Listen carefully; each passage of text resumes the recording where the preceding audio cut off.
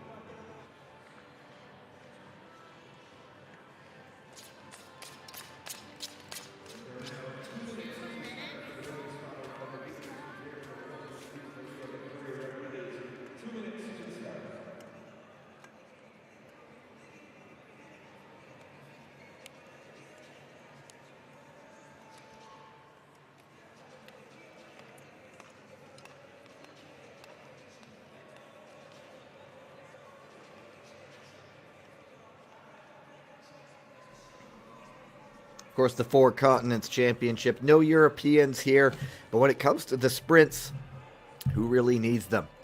As teams like Japan, the United States, Canada have all put up epic sprint results this season. Here's the start list. 8 pairs in all. The ones to watch for. Pair number 6, an All-American battle, Aaron Jackson and Kimi Getz. Pair number 7 has Kim Min-sun, last year's champion, going up against Yukino Yoshida, last year's bronze medalist. A lot of the top names not skipping the Four Continents this year as the return to World Cup action also in Salt Lake City. They want to get used to the fast ice. They want to get used to the conditions, the air temperature. Of course, they may change the building's ambient air temperature as things go along. So it's always a big question, just how fast is this fastest ice going to be? Up first, an individual skater, no pair here. Maria Rodriguez actually won a bronze medal in the Four Continents back in 2021 in the 500 meters. She is the first ever Argentine speed skater when she competed in Beijing in 2022.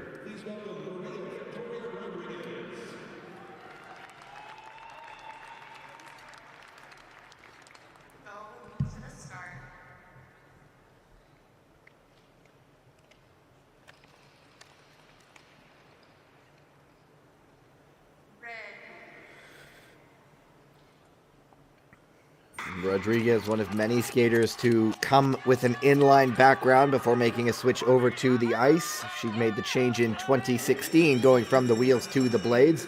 She actually lives and trains in Salt Lake City, so very familiar to this ice. The 32-year-old, she really is the only Argentine skater doing her best to represent the South American nation. Can't think of anyone. I know there's some Brazilian short trackers out there.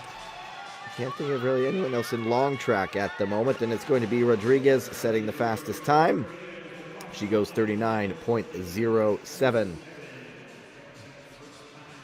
Her personal best 38.35.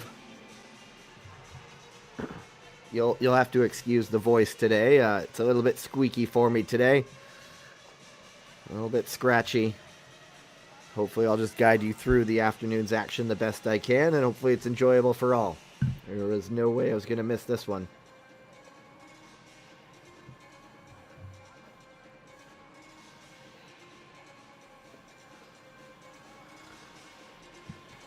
It's an all-Canadian pair up next.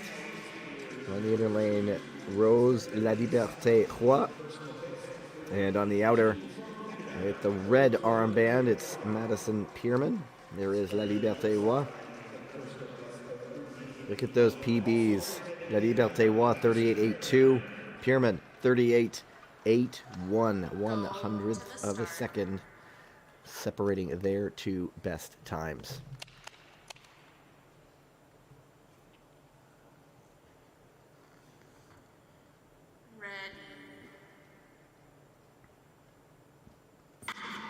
Pierman, a part of that Canadian team sprint yesterday. A lot of Pierman's international medals have come through the team sprint. Nothing really individually so far at the senior level. It's La Liberté Roy with the faster start right now. About a kilometer an hour faster than Pierman. And about 0.3 of a second through that first 100 meters.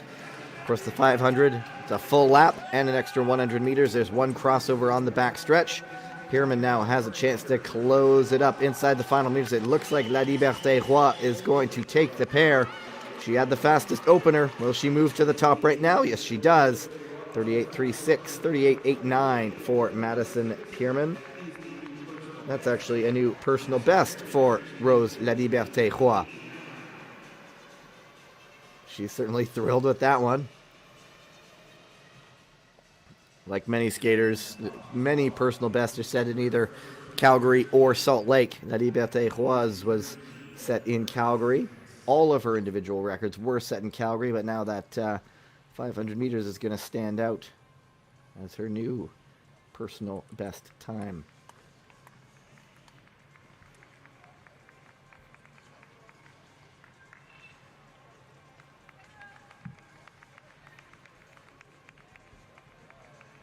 And so the Canadians sit 1-2, but as we all know, those seeded athletes, it might as well be a World Cup race with some of the skaters we have still to come.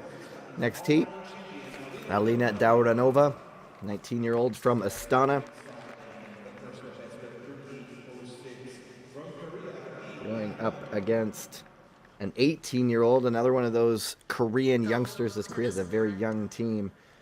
Lee Na-Yun, 18 years old.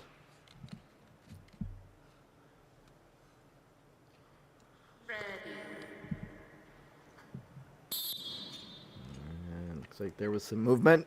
I'll see what the ruling is and see if we can't get take two.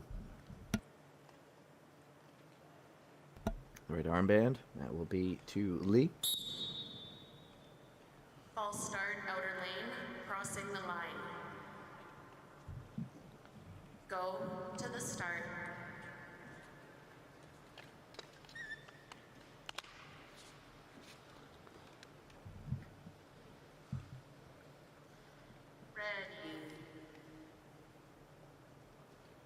This one could be another very close pair. 0.06 of a second separate their best times. And when you're 18 and 19, you're almost going faster every single race you go. And it's going to be Lee with the quicker opener by 0.3 of a second. Fastest overall. 10.56 compared to 10.86. Dauranova got into the sport thanks to her father. A little bit of a close crossover there. Everybody seemed to have gotten through, though. And it is going to be Lee pouring it on. Lee Na-Yun looking like she might set the fastest time. And it could be yet another personal best time. Lee Na-Yun crossing 37.48, going fastest by almost 0.9 of a second. 38.62 for Dauranova. And by Just about half a second. Lee Na-yun, yet another personal best on this fast ice. Of course, with these younger skaters, too, the first time on these high elevation ovals will likely yield some of the fastest times they've ever skated. But nice work from the 18-year-old.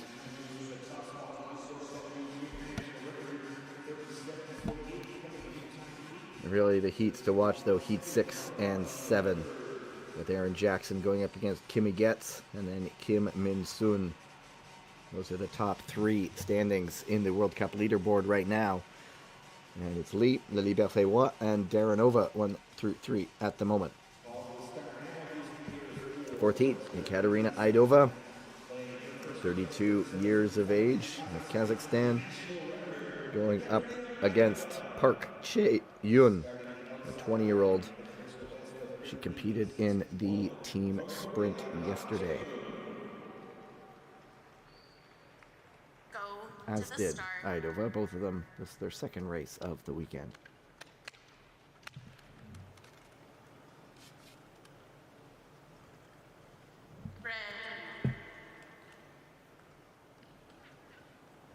Aidova has always been around. It feels like she has gone to 4 Olympic Games, started in Vancouver way back in 2010 and competed most recently in Beijing in 2022. Very close openers, less than a tenth of a second between the two. Not the fastest overall, but we'll see how they pick up speed. This isn't one of those races where you have to worry about pacing. It is just floor it as hard as you can, 500 meters all the way around. Make the most of the glide on this ice, and it looks like Park has closed it up, moving in on the inside. It might be Park taking this one to the line ahead of Aidova, and she does. They do slip to 3rd and 4th by 0.05 of a second. Park Chae-yoon taking the pair, slotting into 3rd place, and Aidova into 4th.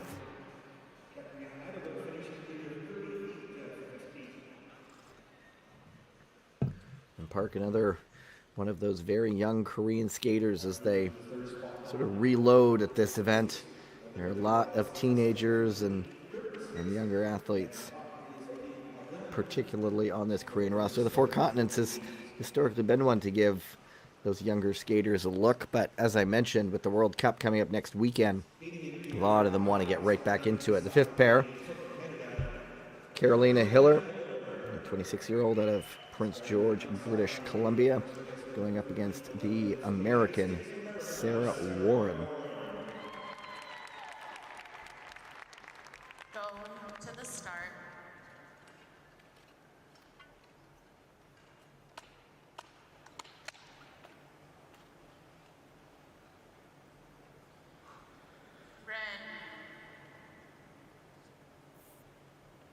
Warren was on the U.S. team sprint side that won gold in Stavanger in the World Cup. You see Hiller often in the team sprint. She was yesterday as well. Fast opener. Hiller by 0.08 of a second, fastest so far. Warren just right behind her. Just over a tenth of a second between the two. We'll see what the crossover does. Warren now moves into that inner lane. The 27-year-old from Illinois going up against the 26-year-old Carolina Hiller, gritting her teeth, rounding that corner side by side.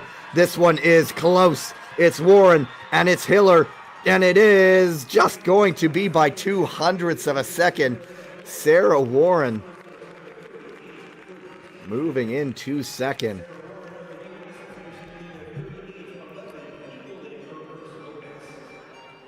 That was a good race. 2 very evenly matched skaters. Not really near their personal best times. And it's 0.02 of a second difference. You look for any little things that might have cost that time. And it looks like it might have been that kick by Warren. Just got a little bit more extension there ahead of Hiller.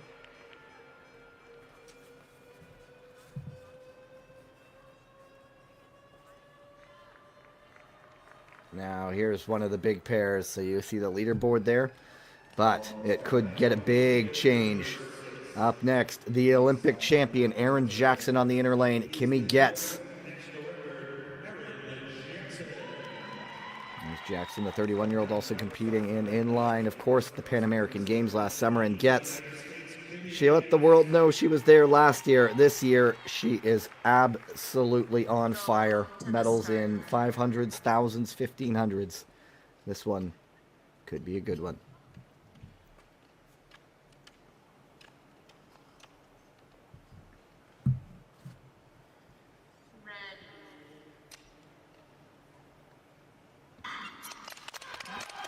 Just look at Getz. She's currently 4th in the 1500-meter standings, 2nd in the 1000-meter standings, and 3rd in the 500-meter standings. These two skaters have just gone toe-to-toe all season long. It is a difference of 0.03 of a second. Now, Getz, who loves to just get low. You see her head just dropping down there. She works to chase down Jackson on the back stretch into the inner lane. It's Jackson leading at the moment. Getz coming up on the inside. I think it's Getz right now, but it is just a drag race to the finish. It's Jackson and Getz. It's Jackson who takes it. And they go 1 and 2, 36-8-2, 36-9-3.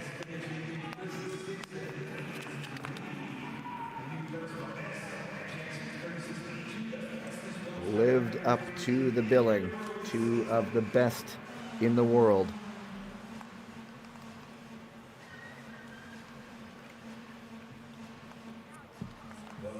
And it was Jackson, number 1 currently in the World Cup 500-meter standings.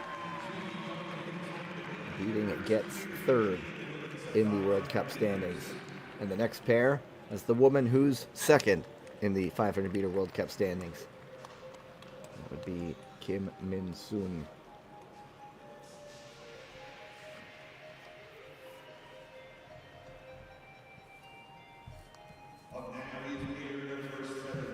A battle of gold and bronze from the last 4 Continents Championships. There is Yukino Yoshida, 20 years old. Of course, we know all about the Japanese men's sprinting prowess, and there is Kim Min-soon rounding into form. Kim started on new blades to begin the season. Couldn't really break them in, decided to put that on hold and return to her old boots, and just started lighting things up right before Christmas. Ready. I was just thinking, that's a very long hold. Would not be surprised if there was a false start, and there it is, the red flag indicating that it was Kim.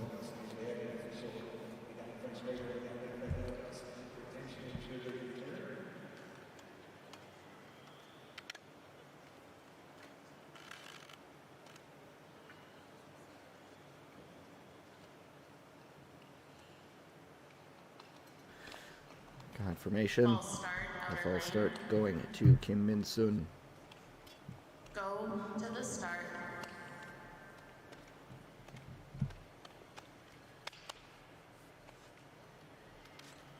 Skaters step back.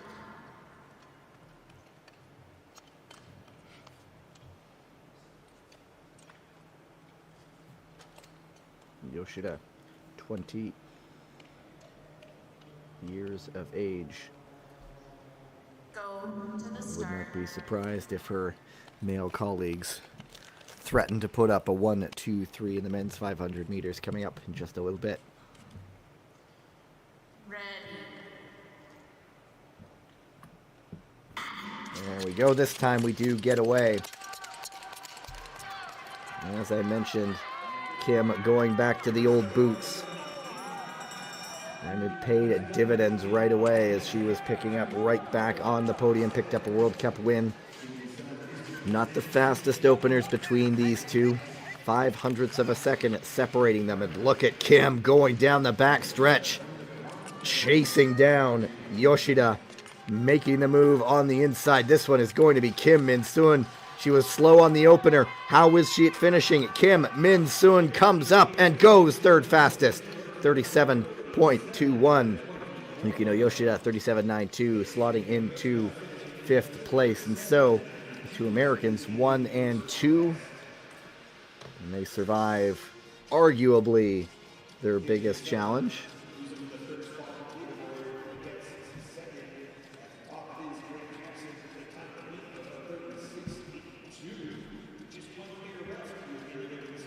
just kind of lost it in the opening 100 meters. Wasn't able to close things down. It was a good lap, though, by Kim.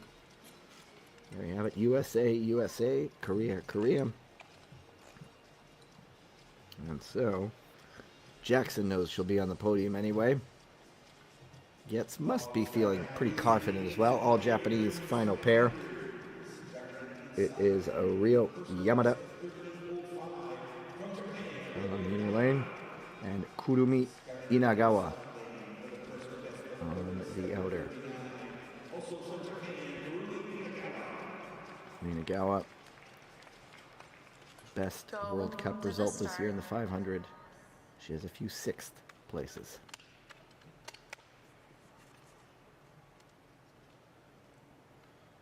Ready.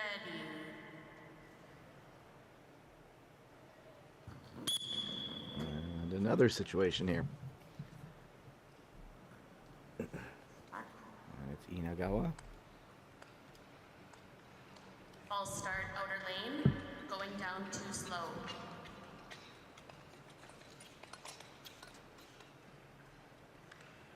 Go to the start.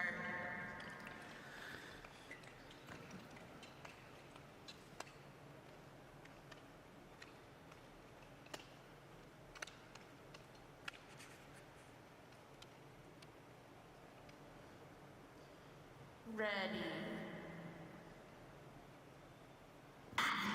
Yamada's best World Cup result in the 500 meters is a 5th in Stavanger. That was back before Christmas, before the December break. And at the beginning, it's Inagawa, the faster of the two. Again, not a couple of the faster openers we've seen. It was Jackson and Getz flying through the first 100 meters. They're going to have to get up to speed and hurry if they're going to try to close things down. It is Inagawa now on the inner lane, Yamada on the outer, and it's Inagawa leading the pair. She has some work to do to try to chase down the podium. Inagawa, will she get there? No, she won't. She will go to 5th, 37.48, 37.96 for Ryo Yamada. That slots her into 7th place. And so, unofficially, I'm sure we'll get that official confirmation in a moment. Aaron Jackson gold, Kimmy gets silver, Kim Min Sun gets the bronze.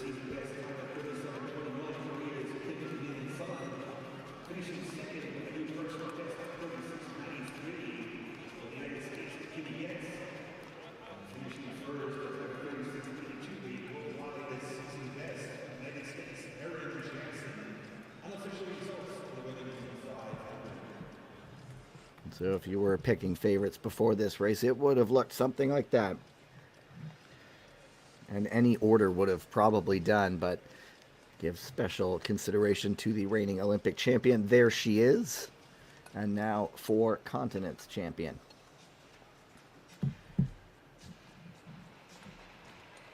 so we will just see what comes up shortly, whether we'll go right away into the men's 500 meters or if we'll wait to resurface. There are the results. Jackson, Getz, and Kim 1, 2, and 3.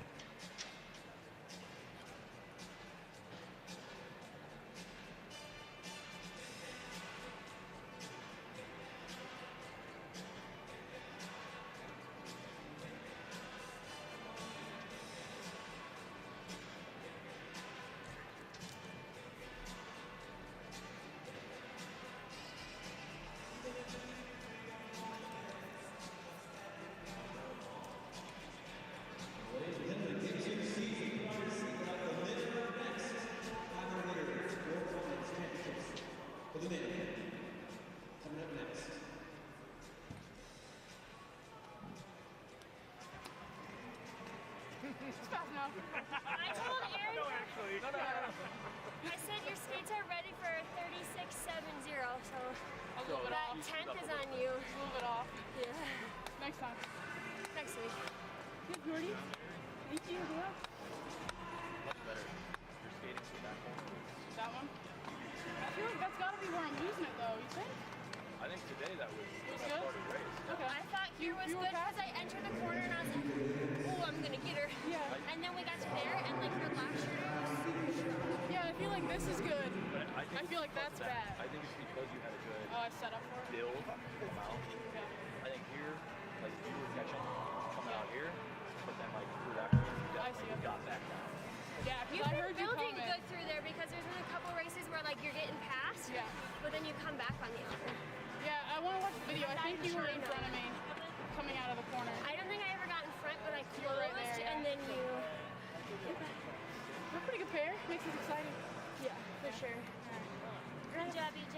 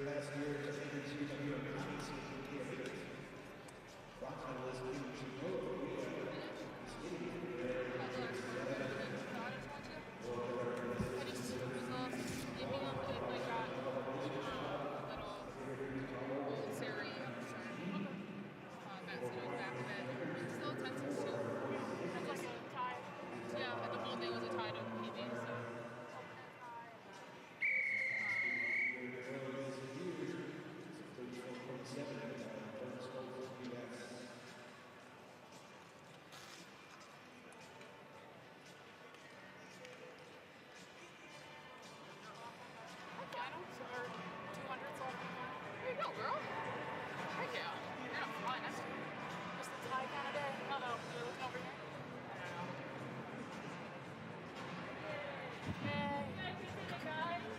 She did it.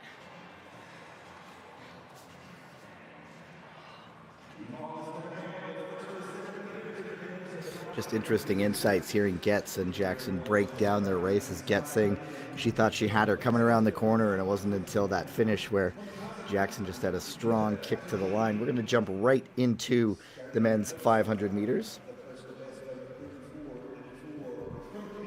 Battle of youngsters here. Nikita Vajenin of Kazakhstan and Yankun Zhao of Canada.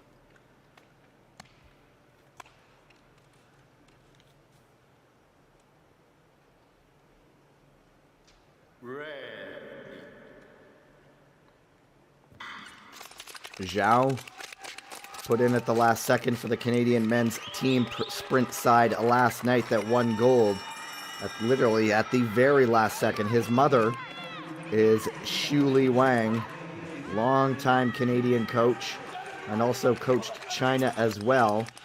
So the young 20-year-old Canadian certainly has the right background, and this is his international coming out, so to speak, his first international event at the senior level.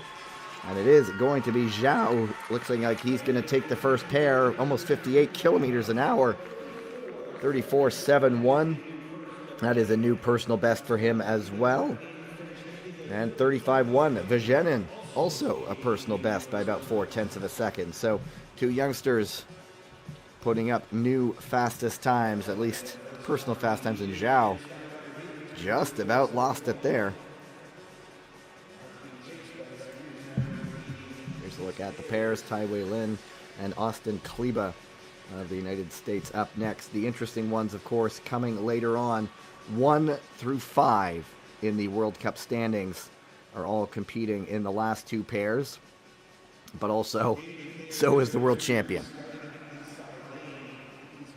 So these sprints so often, those outside of Europe who do so well. There's Tai Wei Lin, 26 years old from Chinese Taipei, going up against Austin Kleba.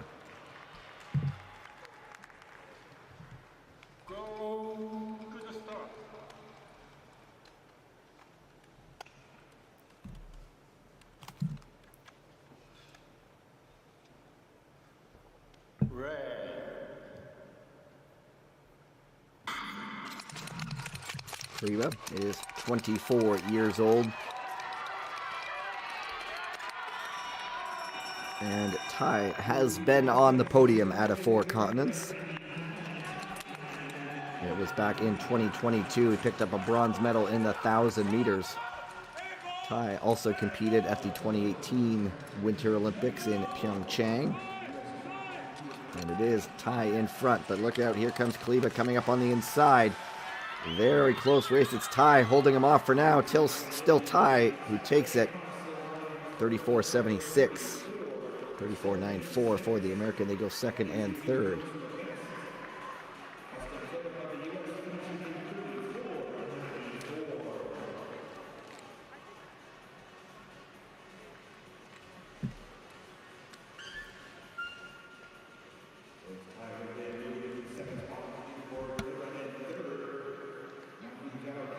Get through these 1,500 meters very quickly. 1,500, 500 meters very, very quickly.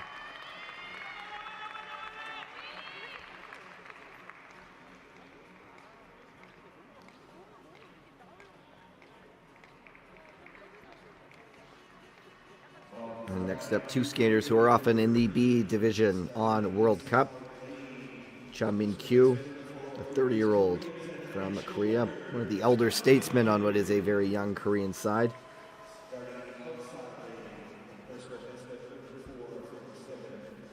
And from Kazakhstan, Yevgeny Koshkin, 21 years of age.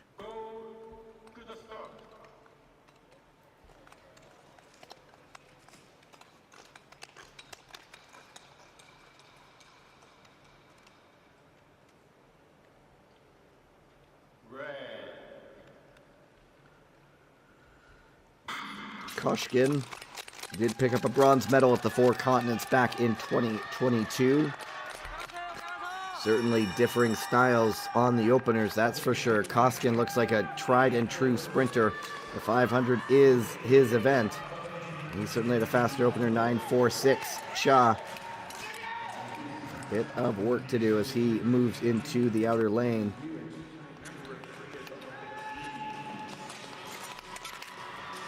And it still is Koshkin taking this one, and they go 1-2.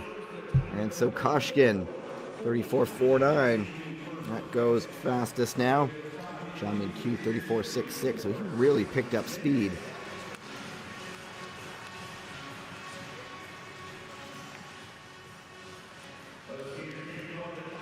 Really closed that gap early on. Koshkin going like a bat out of hell through the opening first 100 meters. And Cha had work to do to close him down. Wasn't able to do it, but he did yet pick up the second fastest time for the moment.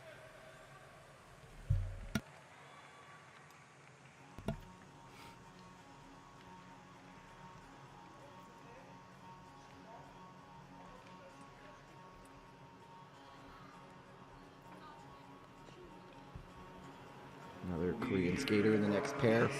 That's Cho Sung-hyuk on the outer lane going up against Zach Stoppelmoor of the United States. Stoppelmoor, we often see in the team sprint, has a gold and a silver in that this year. To the start.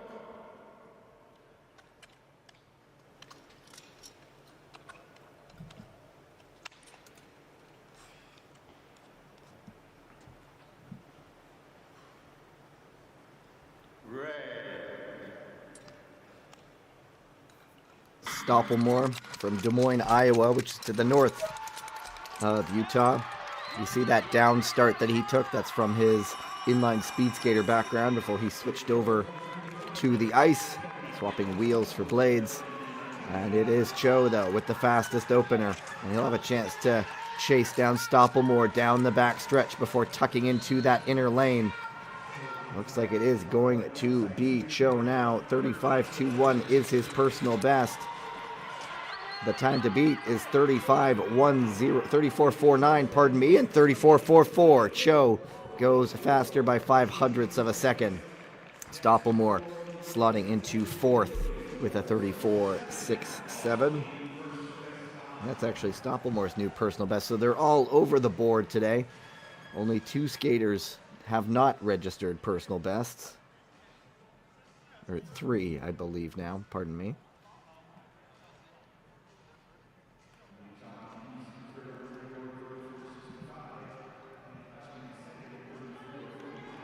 Oh, it's still just 2. Exactly right.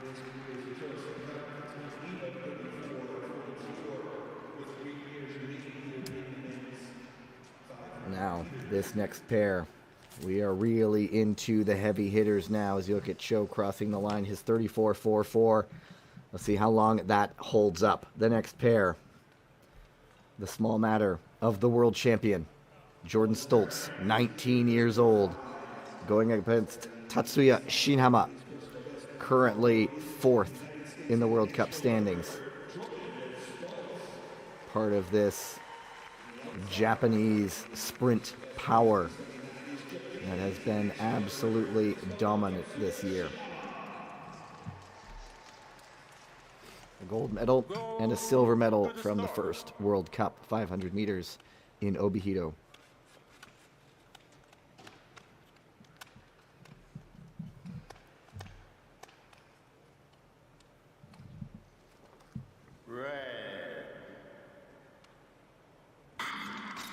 They are away cleanly. Shinama, you just see the different body sizes. Shinama, just a stocky guy. And Stoltz, a little leaner because he, of course, does those thousands and 1500s. He even did a 10K recently, I believe, at the U.S. trials. Watch out for Stoltz at the World All-Rounds later this year. That is to be sure. Shinama on the inner lane, a little bit of a wobble. Perhaps too powerful for his own good. It's Shinama leading Stoltz to the line. Still Shinama. It's going to be Tatsuya Shinama by 200ths of a second. 34.28. 34.30 for Jordan Stoltz.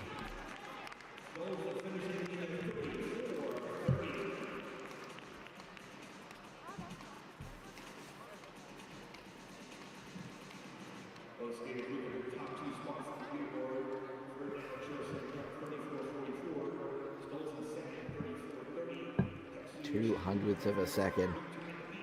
You can pick it out when you watch it live, but when you slow it down, it is the blink of an eye. There is a lane marker that was kicked there. You know, it did look a little bit wobbly coming around that final turn. Barely able to handle that power that he has. Just almost got away from him. There are the standings right now. Shinama, Stoltz, and Cho, 1, 2, and 3 at the moment. But before you have time to draw breath, on the inner lane, Laurent Dubreuil of Canada. A man starting to find his form. He's dealt with back issues and knee issues so far this season.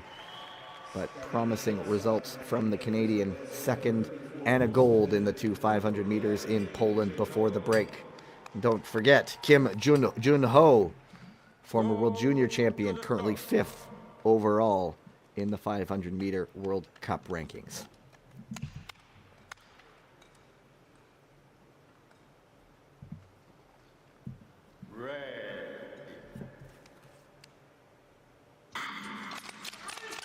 Dubreuil, silver in the 500 meters. And at the Beijing World Cup earlier this year, gold and silver in Poland. And it's Kim with the faster opener. That's Dubreuil, who also can find himself on the podium in the 1,000. Knows that he has some sprint endurance. It's Kim, a little bit of a wobble there, trying to keep it upright. Kim in front for the moment. Dubreuil trying to chase him down. Could it be Dubreuil at the line? Yes, it is. By 1/10 of a second, Laurent Dubreuil goes into first place by a mere 0.08 of a second over Tatsuya Shinama.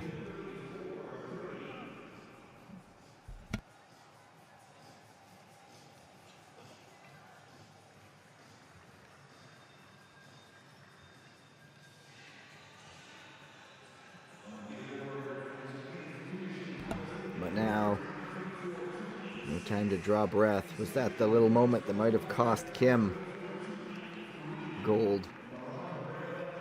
Dubreuil likes that one. Always love the mutual respect between rivals. Now it's Dubreuil.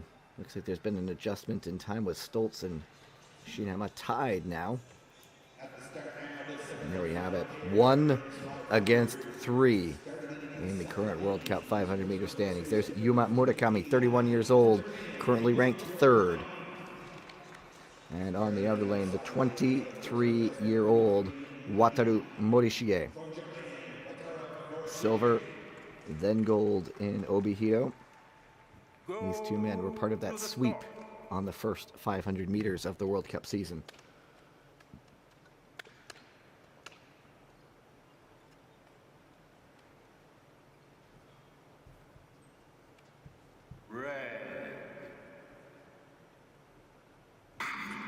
When it's 500 meters, a few tenths of a second can be the difference between first and right off the podium altogether.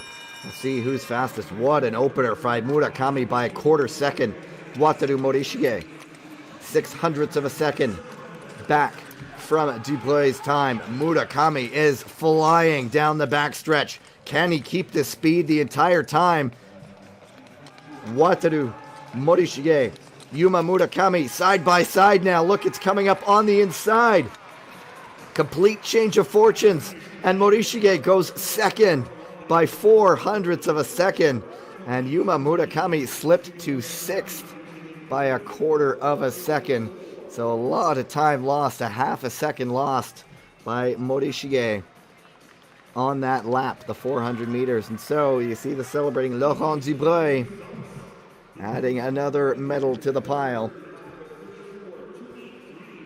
Defending his 4 continents championships, which he won last season. It was in December of 2022 in Quebec City.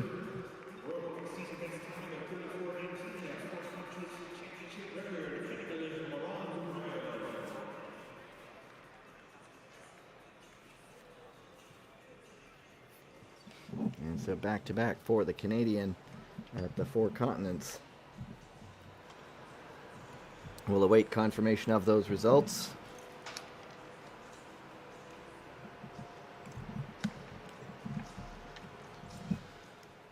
And there you have it. Dubreuil, Morishige, and Stoltz 1, 2, and 3. Shinama, same time as Stoltz, must have gone to the 1,000th of a second. Murakami, who finished 2nd last year, slips down to 6th. Kim Jun-ho, who was bronze last year, in 5th place. But it's the 3rd gold medal of the weekend for Canada after Connor Howe and the team sprint side, each won yesterday. And so now, I believe, it's time to resurface the ice, time to give out some medals, regroup, and we'll be back for the distance events of the program for today, the women's 3,000 meters and the men's 5,000 meters. Stick with us. 4 continents, ISU Speed Skating Championship from the Utah Olympic Oval. Stay with us.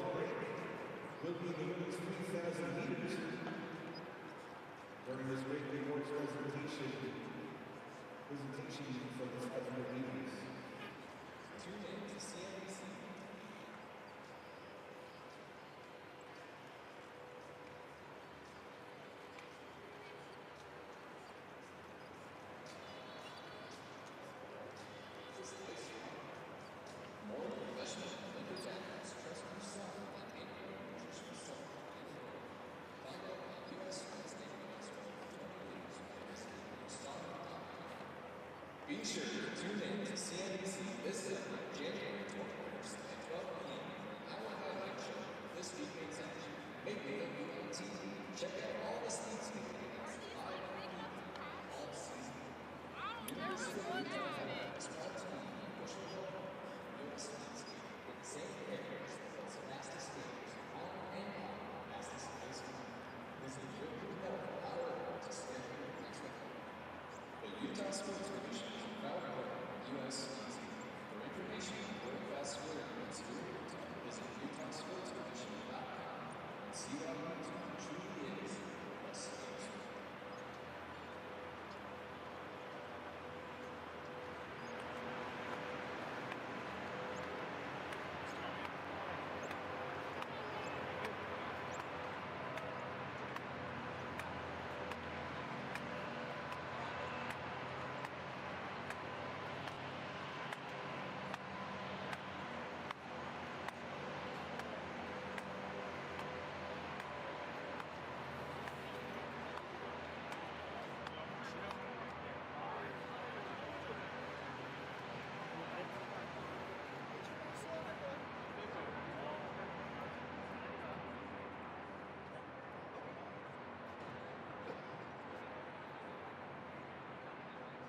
for the award.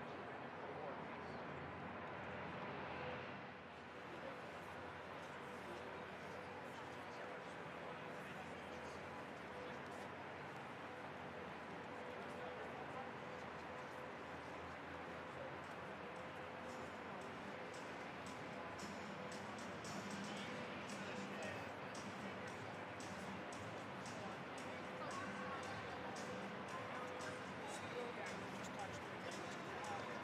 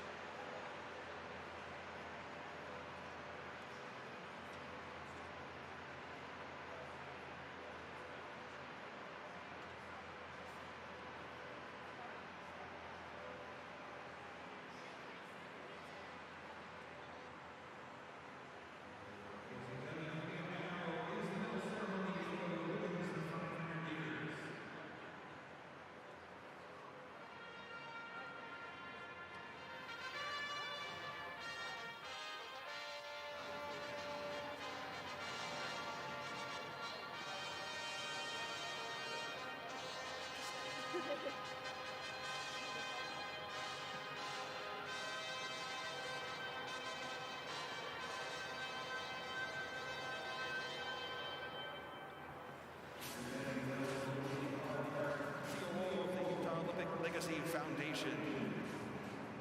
In the women's 500 meters, finishing third in a season best time of 37:21. From Korea, the bronze medalist Kim Min-sun.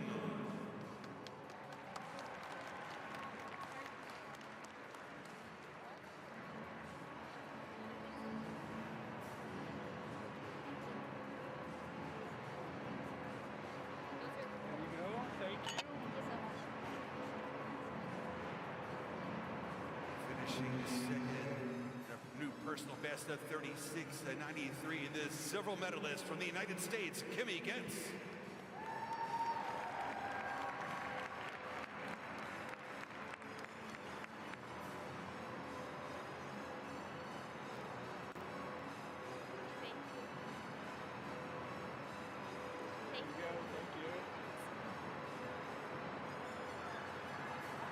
And finishing first at a time of 36:82, a worldwide season best in 4 continents, championship record, the gold medalist from the United States, Erin Jackson.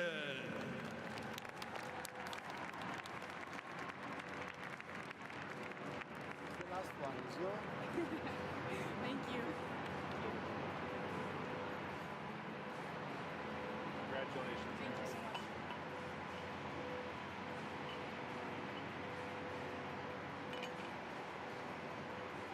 Ladies and gentlemen, to honor our 500-meter women's champion, at this time we'd like to ask everybody to please rise, if you're able, for the national anthem of the United States.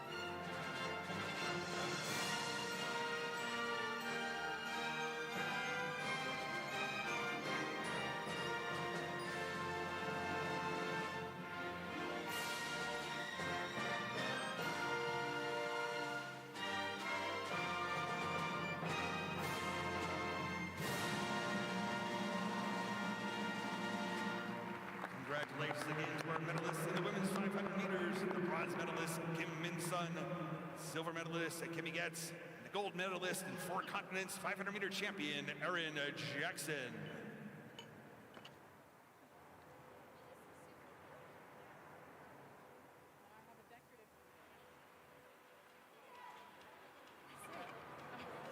I like that they're all different too, like wood.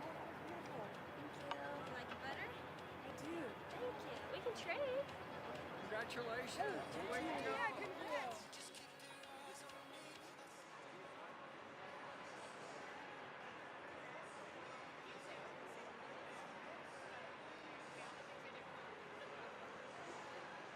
Test shot.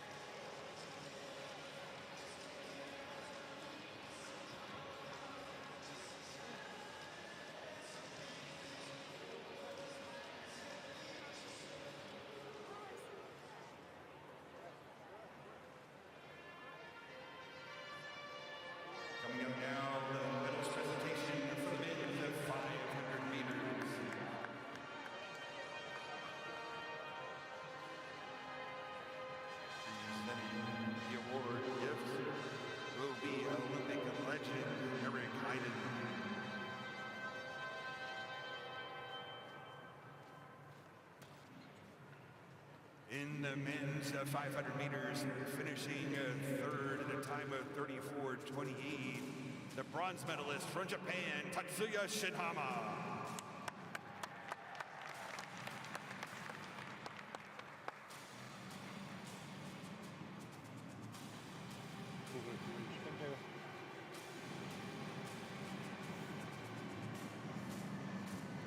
Congratulations. Thank you. Finishing second in the season best time of 34:23, the silver medalist from Japan, Wataru Morishige.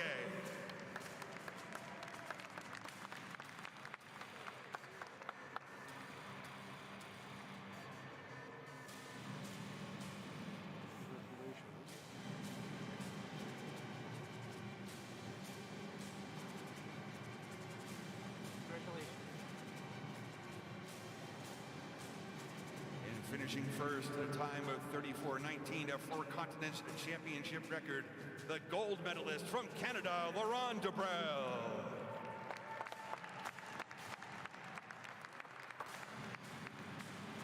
The gold is from the... Grazie. Grazie.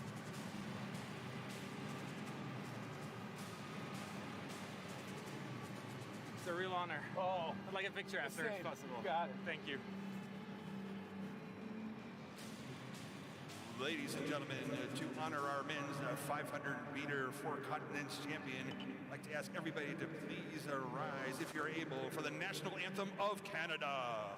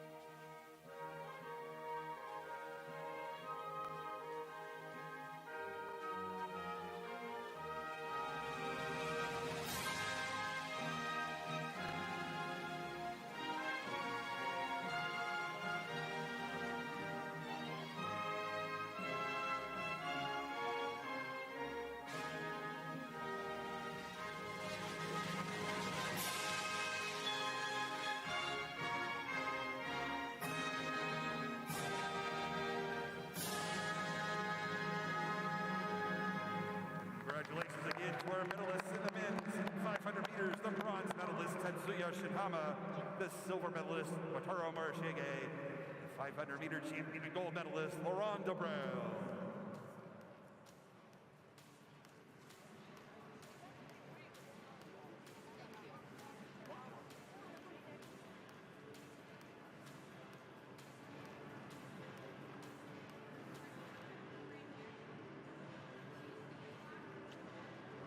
Thank you. Oh, just move.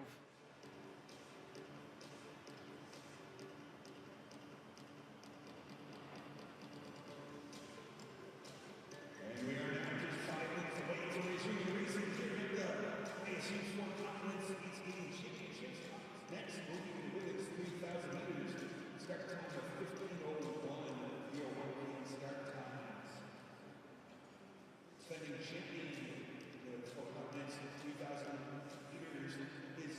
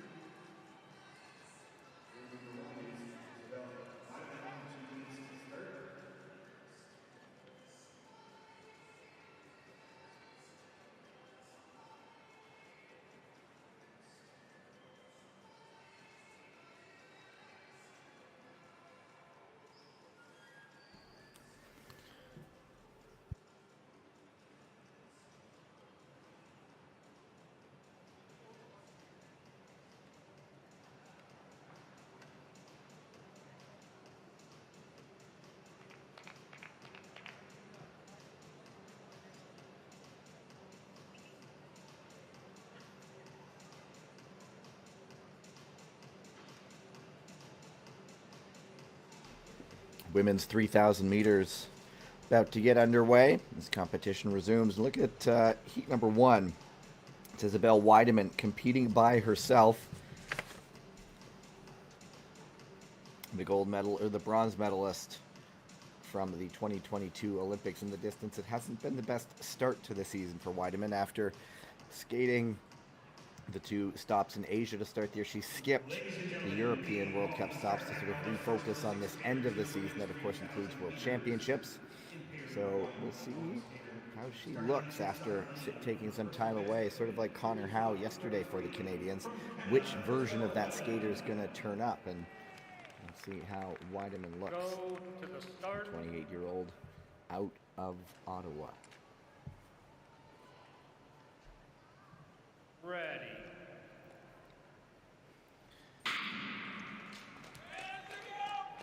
And of course the 3,000 meters. No longer distance. It's all about consistency. And we saw yesterday in the men's 1,500 meters, Ryota Kojima skating in the first pair all by himself. His time very nearly stood up to be the winning time, and so you don't always see the first pair going with one of the slower times. In this case, Weideman, even on her worst day, is still an elite skater, so it'll be interesting to see how she does getting up to speed here. One of that formidable trio from the Canadian women's team pursuit side that also includes Valerie Malte. Malte, of course, the defending champion in this distance from the last edition of the Four Continents. Yvonne Blondin also usually makes up that Canadian team pursuit side. And early splits for Weideman. She'll have the number 1 showing up everywhere she goes on the track, every single time check.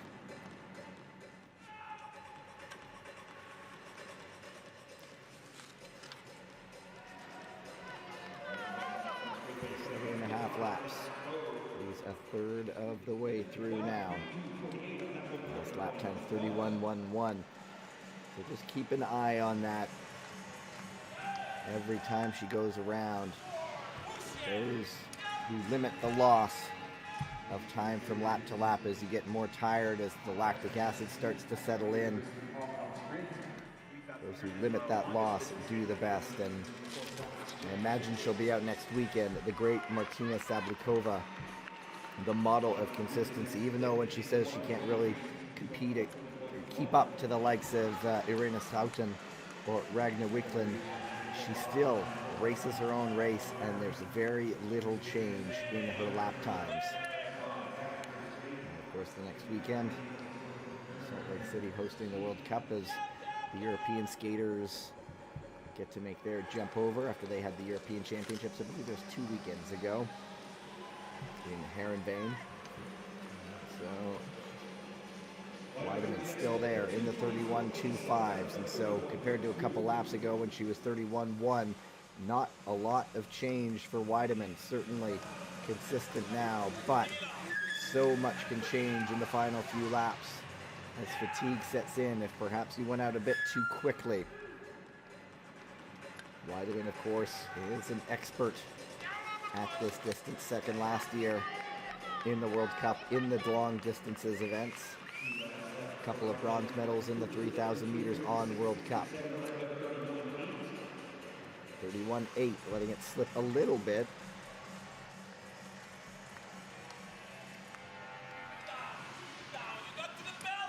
You hear the coach shouting, "You've gotten to the bell lap, let's go." She picks up the turnover a little bit. Weideman. One ongoing, just smooth. Now it's the bell. She is racing around to get the bell. 32.47, a bit of a slip off in time right now. But Weideman will set the fastest time to beat. The coach dig deep. Her personal best time is 3:55.33. We'll see how she matches that. Going to be tough to match it, I think. And there it goes right about now. Nice round of applause from the Utah fans. And Weideman, 4:02.67. Last lap there, 33.53. And so she sets the time to beat with 5 pairs still to go. Originally, Weideman was scheduled to go against Park Ji-woo, but that has changed, and that's why Weideman is left on her own there for this pair.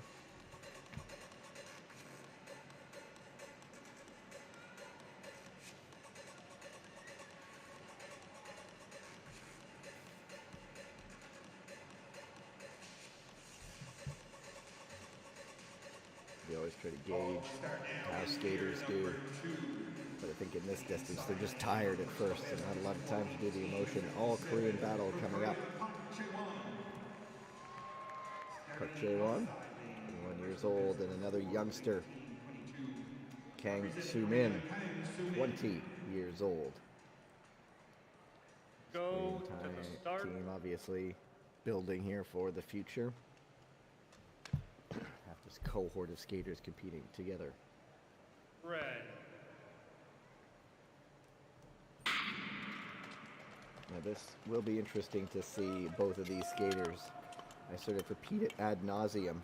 When you're 18, 19, 20, 21, you're going faster all the time. And so not only that, expect them to go faster, but then they're also skating on this ice, which, as we like to say over and over and over again, the fastest ice in the world.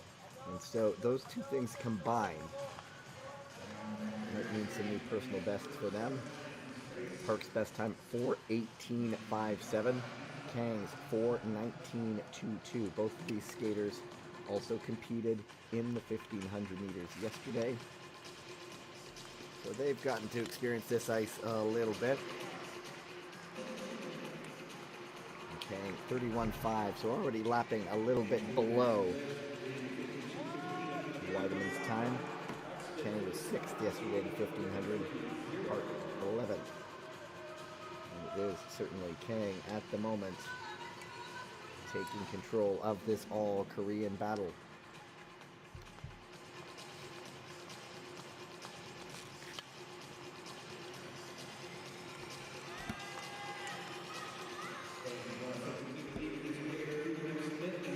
Kang 32.1 there. She's almost 2 seconds back of Weideman. Of course, Weideman was 31 for a good couple laps there off the start and then slipped back a little bit on the last two. And so, not sure if Kang will challenge for her unless there is perhaps a late charge.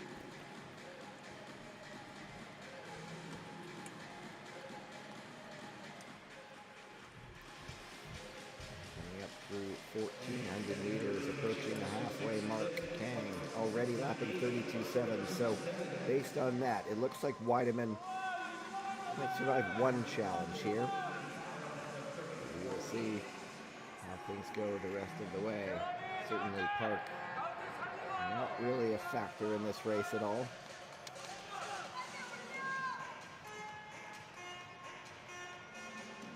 Of course, you never know. Park may be going so hard and then blowing up. I don't think that's going to be the case. She looks smooth. She looks consistent.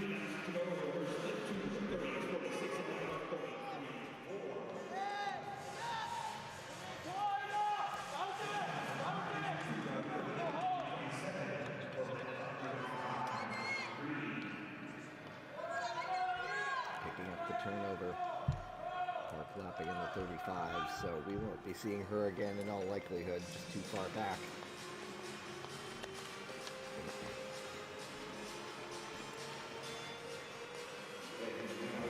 2 laps to go. So Kang lapping 34.4. So Weideman's time, we will stand up for at least one pair.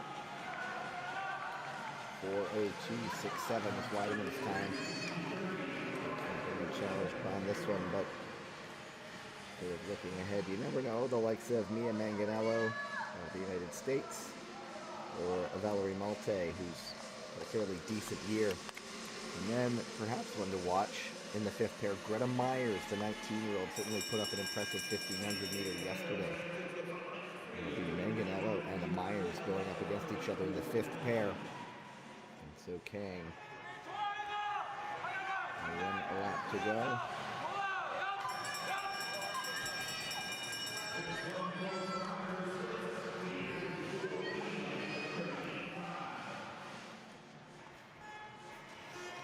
After this, it's the men's 5,000 meters. So we've gone from the sprints to the distances. No 5,000 for women, no 10,000 for men at the four continents. You know that hurts. She's grabbing a leg. Just trying to stay stable. Kang goes 4:15.20. And that, wouldn't you know it, by about 4 seconds. New personal best for her. And Park will not be beating her personal best. That one has taken a toll on Park Chae-won. That is for sure.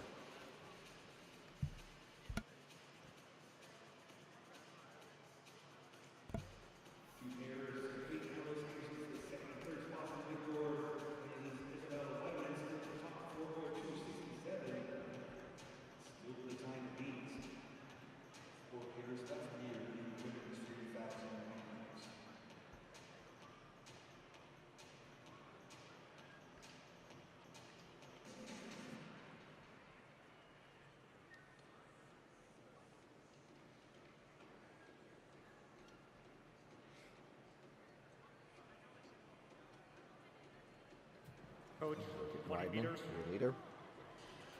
And in the next pair, some more youngsters. 21-year-old American Georgia Birkeland on the inside lane.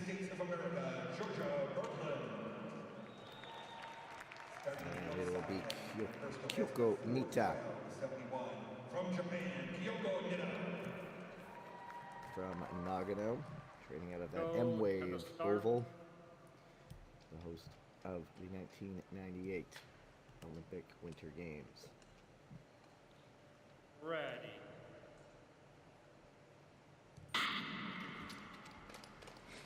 So Birkeland, her international medals have largely come via the team pursuit.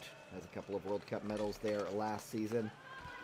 Actually, a member of the four continents gold medal team from 2022. Birkeland was actually born in Italy, but now lives in Park City.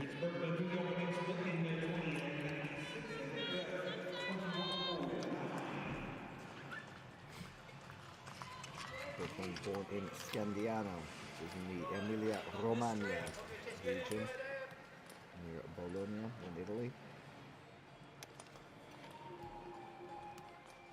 Nita has been skating since the age of 4.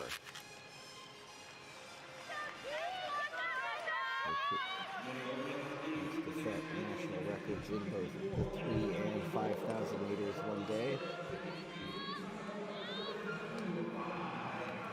And the early openings already behind the times set by Weideman. Just remember, her first couple laps she had a 31.1, and then she slipped into a 31.2.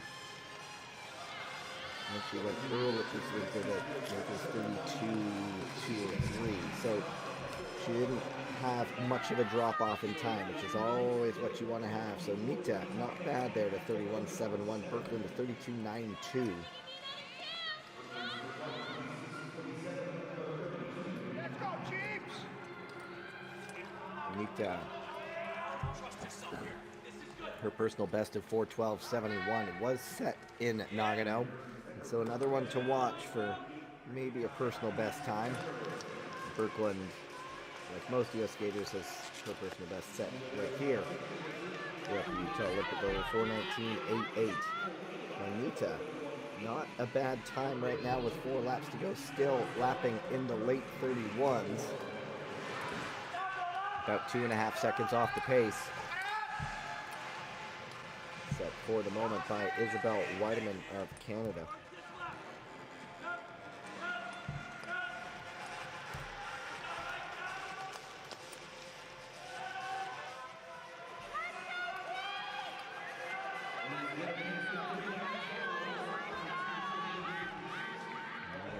It goes into the 32s. Berkland about 5 seconds adrift from Nita.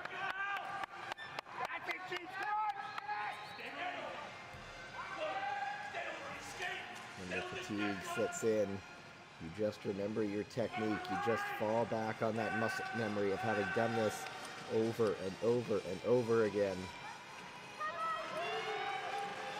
Nita, though, still looking pretty fresh. Not really showing much on her face. Her lap times are slipping away a little bit more, though. It looks like Berkland is actually almost lapping faster. 0.07 of a second difference that time around. Now, Nita, you see the face giving it away a little bit. She is certainly feeling it. Perhaps Georgia Berkland making a bit of a charge, the American.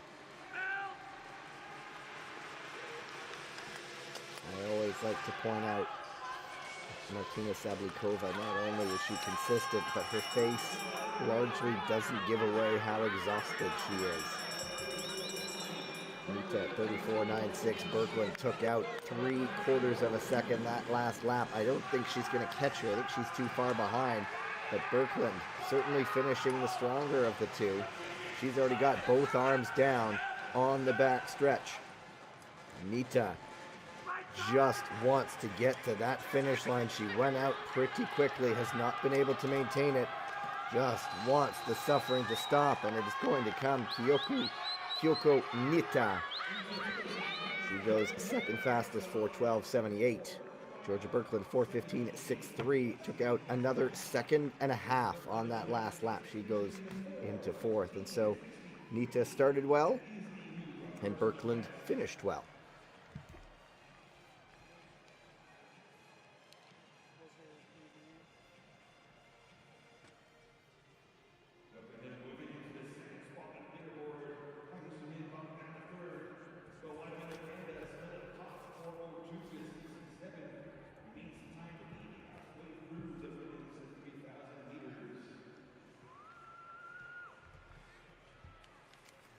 The next pair features 2 Japanese skaters. Weidman now, a gap 10 seconds in front right now. I always like to listen what they say on the infield. All I heard was wild. There we are. 20-year-old Momoka Horikawa. And then Yuna Onodera on the other lane, the 25-year-old. Representing Japan, Yuna Onodera. Go to the start.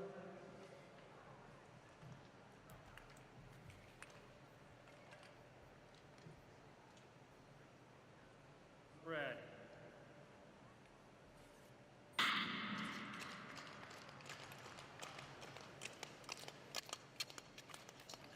And so Horikawa may be one to watch here. She has a 10th place in the 3,000 meters in Poland, but she might even like the longer ones, does Horikawa. She was 7th in Stavanger, and that was been the 5,000 meters so far this year.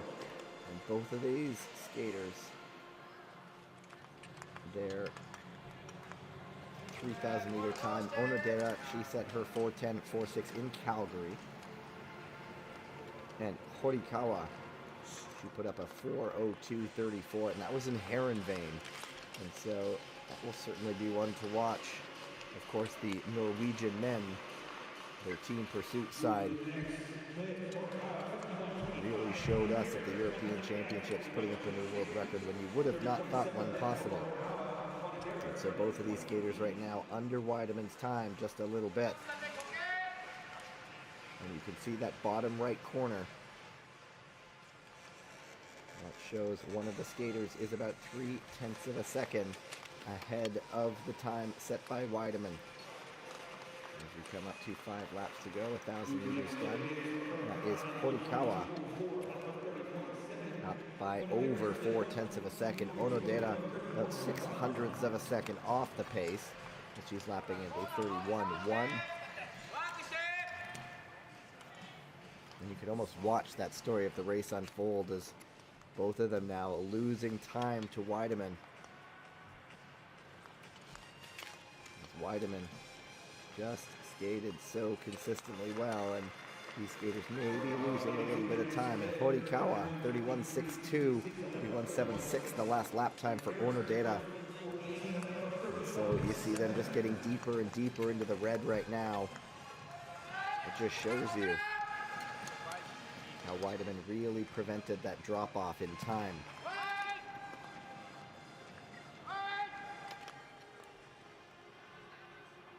And there is still Horikawa in front. That is the case. She's now 7/10 of a second down with 3 laps to go. I don't think we're going to see her lose giant chunks of time. You do never know, however. Both of these skaters have a few years to go before they reach the experience of Isabel Weideman, who knows how to pace a race.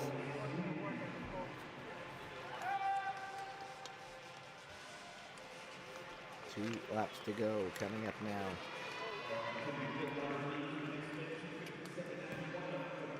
Number 32, 3 lap time for Horikawa.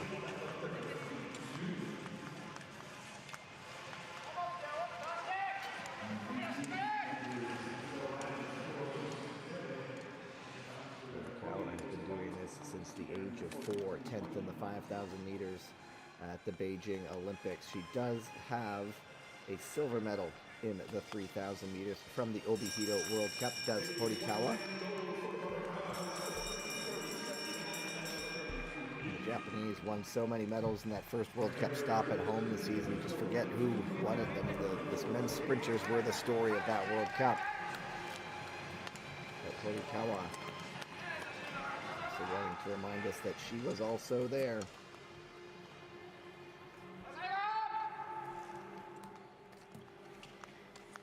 Up to the line. It's still going to be Horikawa's race. But I don't think it's going to catch Weideman. There goes Weideman's time. And it is second for Momoka Horikawa, 4:04.34. And Onodera, 4:10.19. She goes into third place. And so 2 pairs to go. An All-American pair and an All-Canadian pair.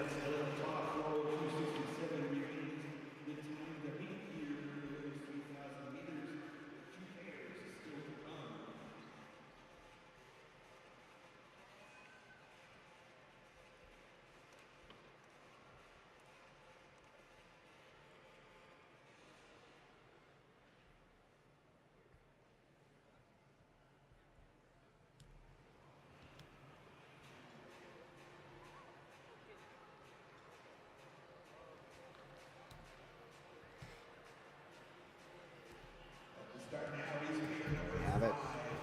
And it's the second and third place finishers from the 1,500 meters yesterday. There's the silver medalist, Mia Manganello. The United States, originally from Florida.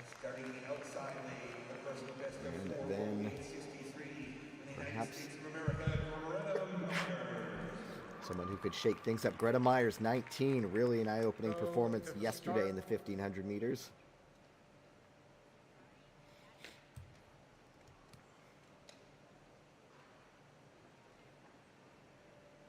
Red.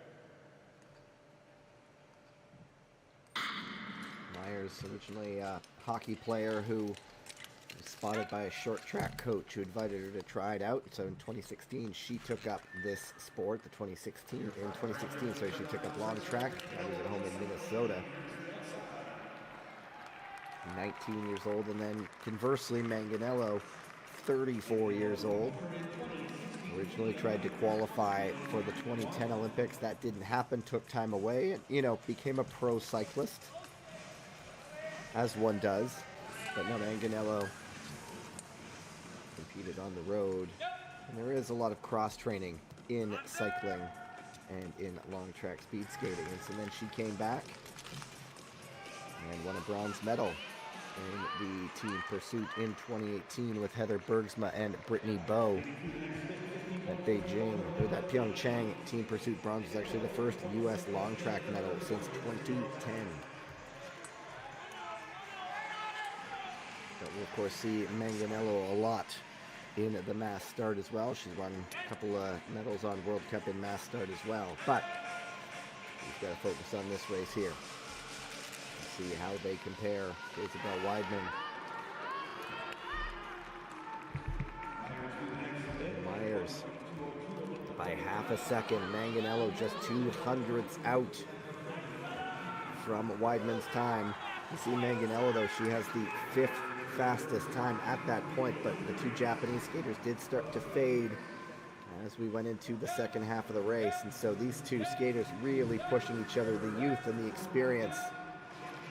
They've already been on the podium once together this weekend. Look at that. Myers now 0.6 of a second to the good. Is this a breakthrough performance for the youngster? She's 19, Greta Myers. Already on the podium. World junior bronze medalist in the 1,000 and the 1,500. 25th in the distance classifications on World Cup last season was Greta Myers, and she's losing just a little bit of time. She's still in front of Weidman's time, but you see it ticking down to a 1/10 of a second, still in the green. I love that little graphic in the corner. You can just see it slipping away. Greta Myers perhaps feeling the legs a little bit. Manganello also right there. This is such an even pair. They're side by side. Is Manganello gaining just as Myers is fading? Second and third at the moment. Manganello certainly lapping quite a bit better. By over half a second. These pairs they push each other that much more. A good draft from Myers if she's feeling it in the legs right now. She got a little bit of a reprieve. It still hurts. It's still painful, and it is Myers now back in front. The seesaw battle continues as they reach the bell. It's Manganello down by 0.03 of a second, and Myers is certainly feeling it now and fading. What does Manganello have left in the tank? She's down on Weidman by only 0.03 of a second. Now she pushes. Myers all she can do is just chase as best she can. It's Manganello. It is going to be close. Weidman can only watch. Here comes Manganello. Is it enough to move her to the top of the leaderboard? No, by 0.18 of a second, 4:02.85. What a push by Mia Manganello, just coming up short. Greta Myers started fast, faded late, 4:05.06, but that does slot her up into 4th place. Manganello moves into this second spot on the leaderboard. Monoka Horikawa, Japan, into 3rd. Isabel Weidman still at the top where she's remained since the first pair, keeping that time to beat of 4:02.67. And so Weidman knows she'll be on the podium. The only two who can beat her are her teammates. Oh, you love the reaction. Manganello almost had it. Good enough to get a smile afterwards. After that long, she knew she was close. What a great skate by Mia Manganello, aiming for perhaps one more Olympics. And the final pair, Laura Hall, a youngster, 20 years of age. She's up against Valerie Malte, one of the Canadian veterans. Another one we'll see likely possibly in the team pursuit mass start as well. The former short tracker. To the start.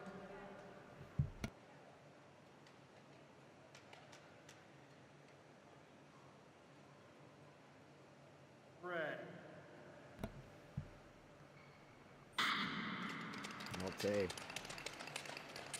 has 2 mass start medals on World Cup this season. Her best performance in an individual event so far this season on the World Cup season is a 4th place finish.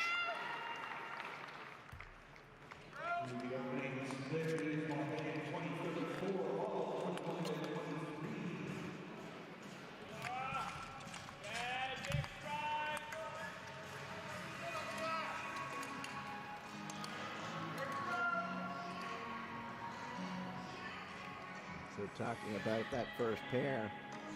There, Weideman still sits in position number 1. Malte will certainly be a good challenge to that.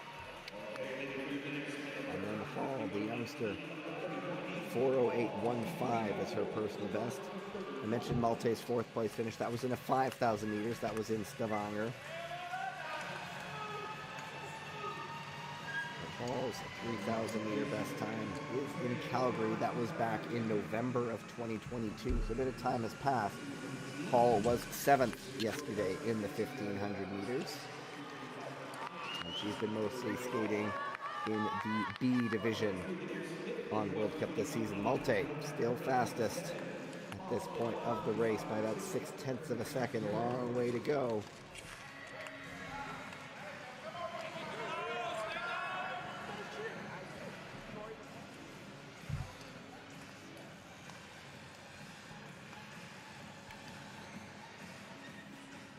Has been one of the quiet leaders of this team. She's from L'Abbé in Quebec. Her and her sister Anne both competed in short track in Vancouver in 2010. And of course, Malte, part of that team pursuit side that won gold for Canada with Weideman and Blondet in Beijing. Very weird not to see Ivany Blondet skating in just about every single race in a weekend. But she's having a relatively calm one. She was in the team sprint yesterday, but did not skate the 1,500 and not in the 3,000 today. So Malte now down by about 0.3 of a second. And this is where the lactic starts to kick in. This is where the legs start to tire. Keep that arm moving to keep the legs moving. I don't think that's a smile on Valerie Malte's face. As she comes up to see 2 laps to go. Still looking pretty smooth, and she's closed the gap a little bit more, has Malte. It's a matter of 0.2 of a second.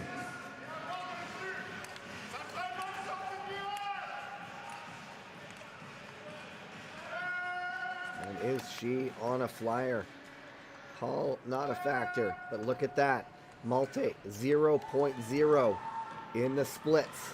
Will get the actual split time as she crosses to get the bell. Malte, by 0.08 of a second, now in front of Weideman. What are the coaches going to tell her apart from go, go, go? She's up to a 10th. You see that little green marker? That was the live tracking split time. Malte still in front. Does she have the legs to close it off? Weideman has been watching since skating in the first pair all by herself, and it's her teammate who could beat her. Valerie Malte dropping the arms, the final strides. Malte takes gold. 4:01.71 by almost a second. And Laura Hall goes to 6th, but it is that woman's moment. High five just about knocked her over. Valerie Malte, the late surge, just staving off that slowdown a little bit more. And it was the last lap that did it by almost a second over Isabelle Weideman. And Valerie Malte will take gold. And actually, that defends her 3,000 meter Four Continents Championship. She took it last year as well. And so it's Malte, Weideman, and Mia Manganello of the United States. Unofficially the podium. We'll await for the official results board. And yeah, it's sweet pain at the moment.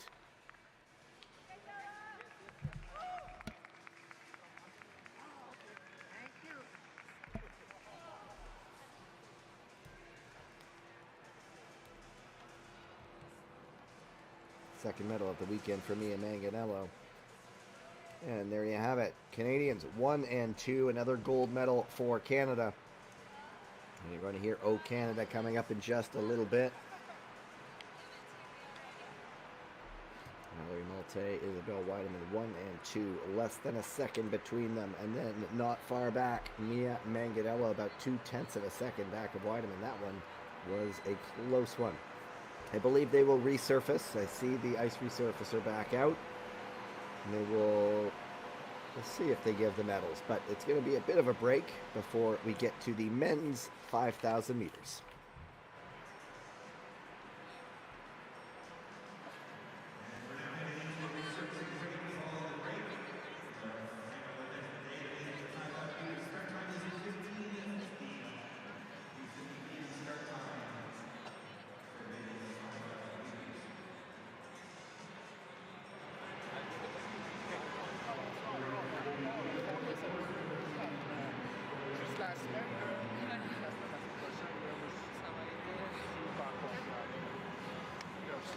Very quick. Good job, Val.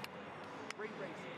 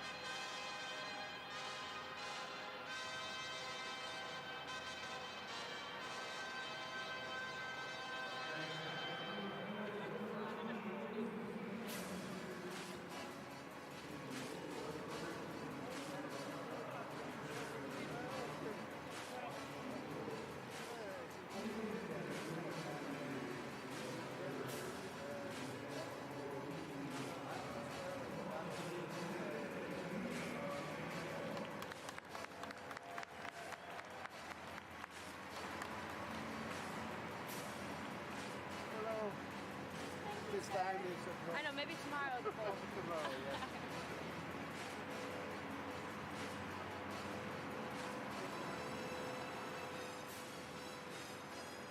Thank you so much, sir. Thank you. Congratulations. Thank you. Wonderful to watch. Finishing his second with a season best of 4:02 is 67. From Canada, the silver medalist, Isabel Weideman.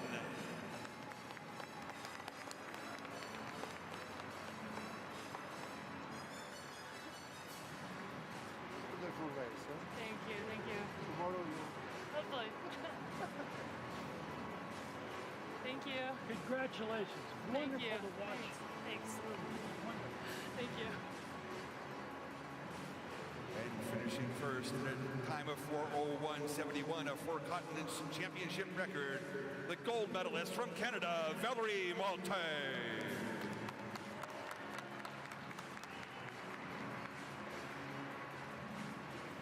What a wonderful race you made, huh? Congratulations. Thank you very much. Congratulations. Thank An you. honor to present that. Thank you very much.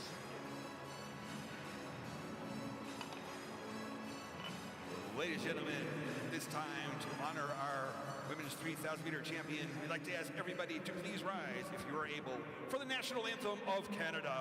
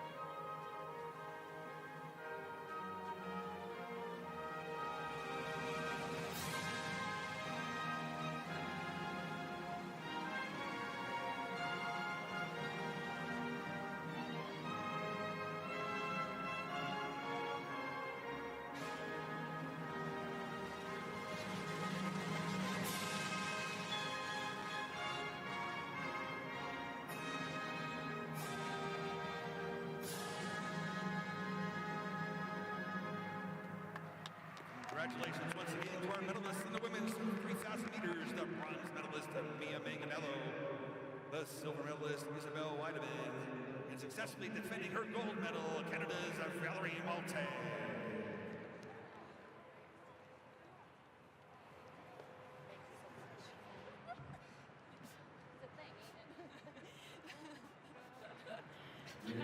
Thank you, hon. Thank you, Izzy.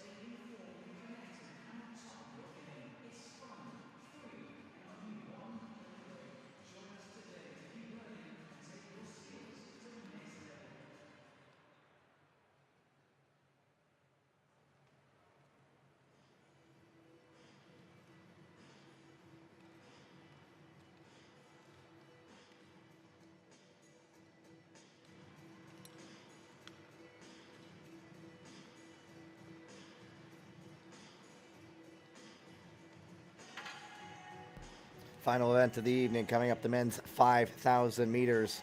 Here's a look at your start list. A very young field, a lot of 18-year-old, 20-year-olds. That's in the first heat. You'll see Jonathan Tobon of the United States, 20 years old. So kind of tough to handicap this race, except for perhaps the last pair. You see Ted Jan Blumen, the 37-year-old veteran, arguably the man to beat today. Ladies and gentlemen, we call the start now. It's the first of the second pairs of the men's 5,000 meters. In pair one, a lone skater, starting inside lane, his personal best, 6:36.83 from the United States of America, Jonathan Tobon. There is young Mr. Tobon. Set ready to go. Go to the start.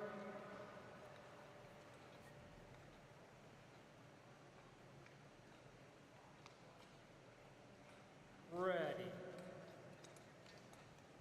And so Tobon, who does have a bronze medal from the 2020 Winter Youth Games. That was in Lausanne, where they skated outdoors, essentially on a frozen lake in the middle of the Alps, and you cannot imagine a more picturesque view to be doing this sport. Of course, the Youth Olympics are underway right now in South Korea, using a lot of the same events from those 2018 Pyeongchang Games. Tobon was born in Milwaukee. Some of his personal bests are still set there, but he now lives in Salt Lake City, studying at the University of Utah, bioengineering and mechanical engineering. So, obviously, successful in the brain department just as well as he is in the sports department. And Tobon, who got into the sport largely thanks to his sister. His sister was a figure skater. He tried that and decided he didn't like it. And so their loss is speed skating's game. He finished 10th at the World Juniors in the 1,000 meters last year. And so really, first look for a lot of us here at the international level. He has raced in the B division this year. But of course, the B divisions are not broadcast, and so this is sort of a coming out for Jonathan Tobon. He set his own 5,000 meter personal best of 6:36.83. That was back in October of 2022. So he looks like the sort to do 1500s as well as 5,000 meters. As always, at 1,500 meters, sort of the cross section of the sprinters who are really trying to push it, and the distance guys who really are just warming up by the time the race finishes. And Tobon looks to be one of the latter as he is out here for the 5,000 meters. There is just one returning member from the podium from the last event in December of 2022. The podium in Quebec City was Vitaly Chigolev in first of Kazakhstan, then Lee Seung-hoon, and then Jordan Belchos. And Chigolev is the only returning man to have been on the podium, the gold medal winner. He actually skates in the next pair.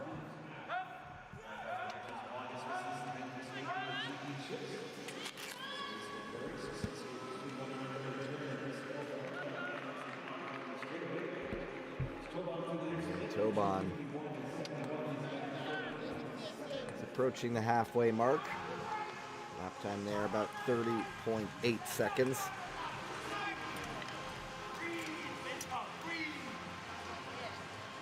And the crowd's a little quieter. It's always interesting to hear the coaches, what they can say in those few seconds as the skater goes by. And the skater tries to take in what they can. Undoubtedly, they'll look at the lap board. You'll see they'll show the seconds. So in this case, it would be 1.0 that the coach shows for Tobon if he does get a lap board. There you go, Ryan Shimabakura, the coach, showing that time. Stay patient. Tobon looking to be in control right now. If it hurts, he's not really showing it.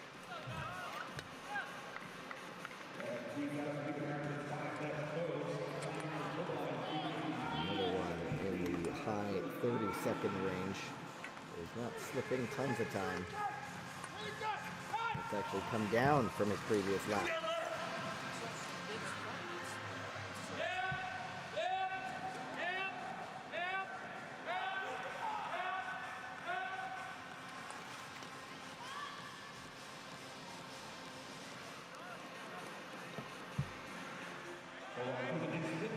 He ticks back up into the 31 range. Not a huge drop off though, at 0.3 of a second. In these final few laps, that's where you try to prevent the big drop off of time. Sure, he'd be happy if it slips a little bit, but not a huge amount.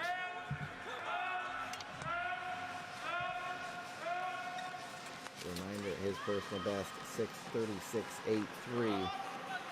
And he sees 3 laps to go, 1,200 meters. It's a long 1,200 meters. Now he ticks up into the 32. He is losing a little bit of time here. And it's ticked up a fair chunk that last time around.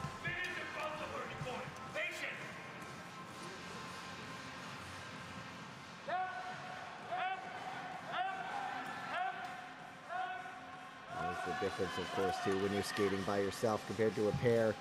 Tough to pick out the coach's advice. When you're by yourself, it's, of course, all for you. Hold on, slipping closer to the 33 range. Always interesting. Keep your eyes up. Focus. At this point, it's just everything you've got left. Leave it out there. Dropping both the arms briefly. Just trying to keep that speed up as best he can. 32.86 Tobon, at least potentially on course for a personal best time. Provided he doesn't drop too much time, that will be the big test. That's his huge test. And he does have that inner lane. He has that in his head, knowing I've got that inner lane to finish things off. Now you just see the labor a little bit. Sure, he will show us just how tired he is when he finished. There you go. 32.32. Not a bad final lap. 34.91. And that is almost 2 seconds taken off his personal best time. It is Jonathan Tobon, establishing the first time to meet here in the men's 5,000 meters, 6:34.91. The marvelous steers are remaining 6 pairs. So he'll certainly take that, I'm sure.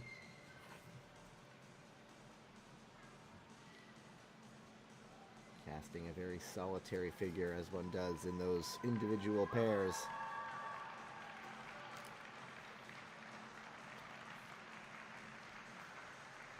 Another American coming up on the outer lane, but first, the defending champion, Vitaly Chigolev of Kazakhstan, the 26-year-old. And then on the outer lane will be Kellen Dunphy, a veteran 32-year-old from the United States. 34.86 from the United States, Kellen Dunphy. Go to the start.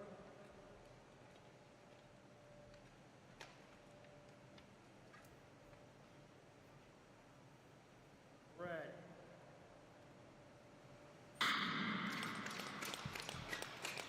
Dunphy out of Minneapolis, now living in Salt Lake City. This is training in physical therapy. I'm sure he's not able to do that on himself. Also a former cross-country skier. You certainly know how to suffer. Particularly if you watch the end of the Tour de Ski, that climb up the mountain that they do on the final stage where everyone just collapses at the finish line. They teach you how to suffer. And so Dunphy's going to be going through this for the next 5K. Dunphy actually works as a physical therapist at a nursing home in Utah.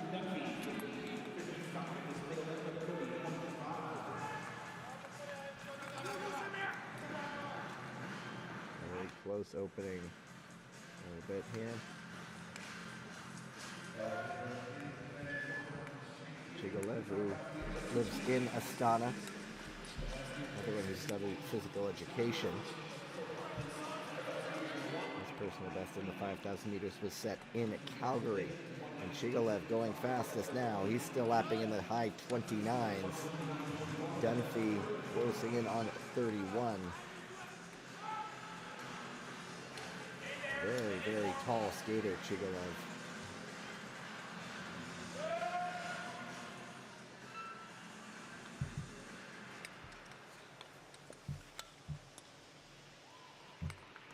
Not only did Chigolev win the Four Continents 5,000 meters in 2022, he also, or last season, whichever it was held in December of 2022, so it was technically last season.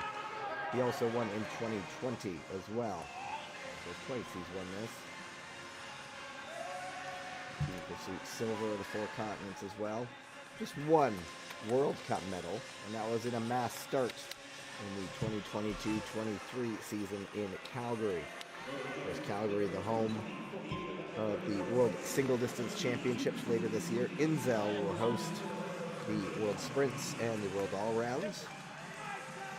Chigolev still in front at the moment.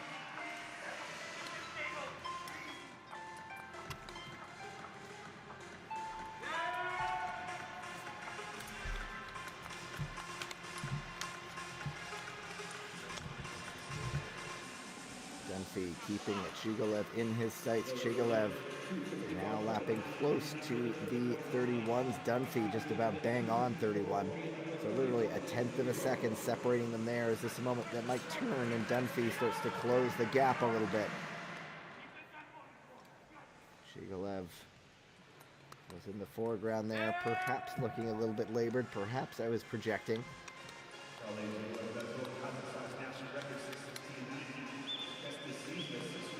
6 laps to go.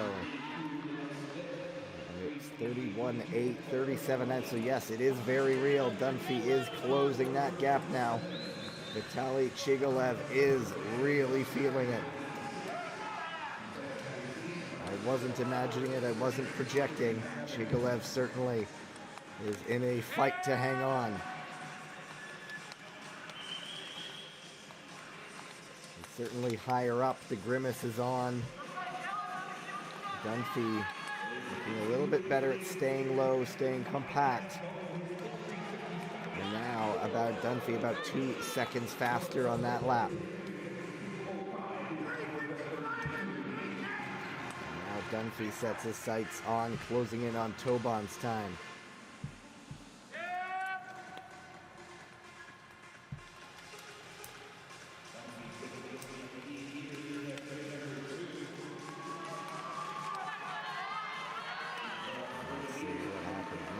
Dunphy 30.84. He's down to just about a second and a half back of young Jonathan Tobon. Chigolev went out fast.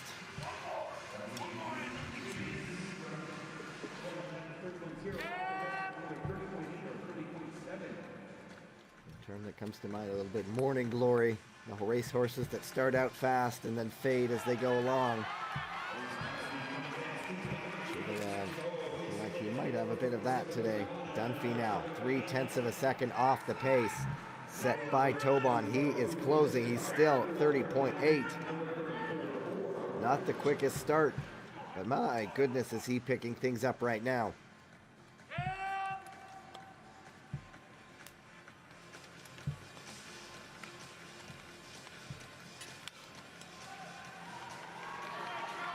See if this is where he goes green with 2 laps to go. Yes, he does. By about a second and a half.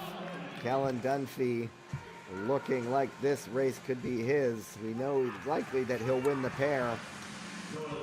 Obviously don't want to say anything until he crosses the line. And Chigolev, pain personified at the moment. Dunphy just looks like he's going faster. There is the bell. 3.4 now. He is just so consistent. He's still below 31 seconds. So Kellen Dunphy, even if it doesn't stand up, and of course you never know, it might stand up. But he has just been almost bang on every lap. Once again, I don't think that's a smile. He has time for a sprint. He has that much energy left. Kellen Dunphy being cheered on. He goes 6:30.1. Last lap time, another 30.9, and so by almost 5 seconds. Kellen Dunphy goes fastest, and that is more than almost 5 seconds taken off his personal best. 3.7 off his personal best, and Chigolev.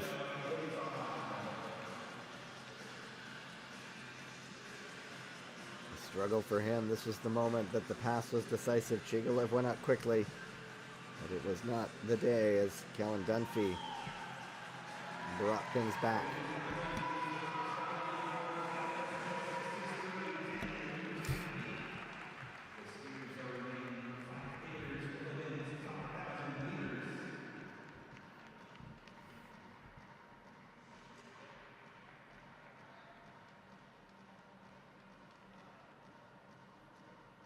USA 1-2 at the moment.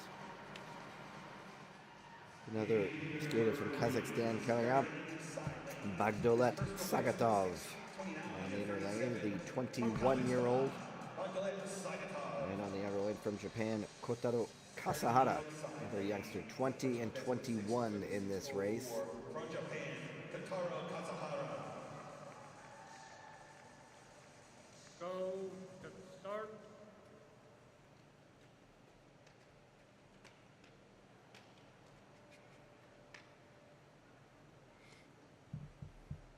Red.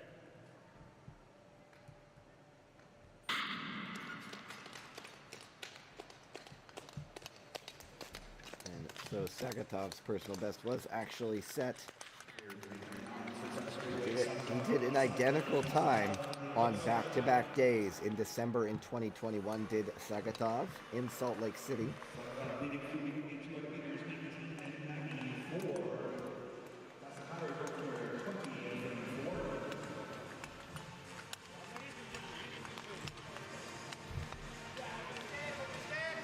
Kasahara, who lives in Makubetsu in Hokkaido, and so another one of those athletes who lives on Japan's northernmost island and trains at that Obihiro Oval. Really become a center for the Japanese program. Kasahara has a gold and a bronze medal from World Junior Championships in team pursuits. He also has an individual silver medal in the 1500. He's been doing this since he was 7 years old. Now he's 20. Sagatov, born in Almaty, but now he lives in Astana.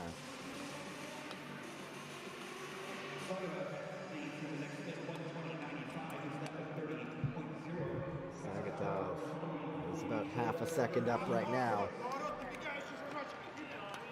So just about 30-second even lap time. We do know how Dunphy really came on and then just raced consistently near the end, but Sagatov has held the junior national record in the 5,000 meters.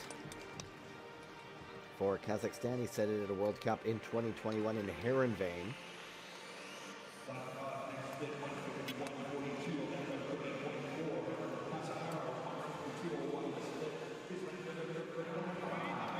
And Sagatov did also win bronze at the Four Continents in 2022. That's in the 2021-2022 season.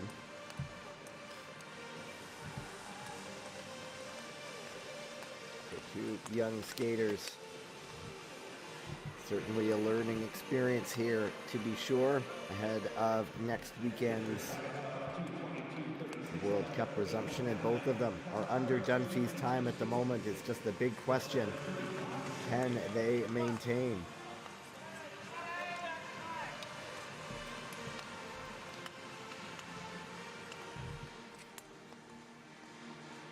If I'm not mistaken, this is actually Kasahara's debut weekend at the senior level. He was 9th in the 1500 meters yesterday. Prior to that, his results are all at the junior level. Sagatov, meanwhile, races most often in the B division. He has for several years. Best result this season is a 21st in the 5,000 meters in Obihiro, and that kicked off the season. And as I mentioned, the B division is not broadcast, so for a lot of these skaters, this is our first look at them. Past the halfway mark, Kasahara still under Dunphy's time. Sagatov seeing it slip away just a little bit, 31.3 his last lap time. Kasahara still under 31 at the second half of the race. Is where all your chickens come home to roost. If you went out too quickly, you are certainly going to start to feel it. Now Kasahara over a second in front. Sagatov slipping a little further behind. Kasahara putting chunks of time into the bank just in case there is a bleed off of time. We do know Dunphy was lapping in the 30.9s pretty much each lap the last 3 or 4. Kasahara 30.3, look at that, he's now a second and a half under. Is this a big moment for the young 20-year-old from Japan? I always wonder in these events, is there a youngster who makes their breakthrough moment is when the light switch clicks and the light bulb goes on.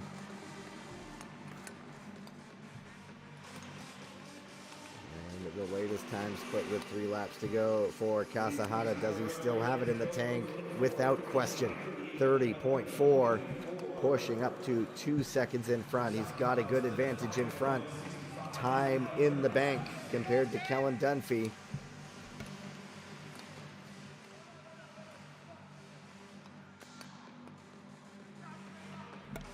Doesn't look like there's any bleed off of time as Kasahara still looks strong, still looks smooth. 2 laps to go. And another one, 30.6, a tiny slip off of time, but he will take that any day of the week. He's still lapping ahead of Dunphy.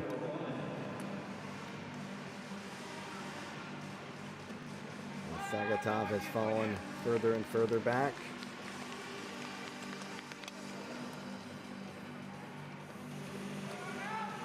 There is the bell, a beautiful sound for Kotaro Kasahara, 30.4. Not losing time at all. He gained time that lap. He saw the time slip but pulled it right back again. Turning on the afterburners now into the final corner. Kotaro Kasahara of Japan, the leader the whole way around.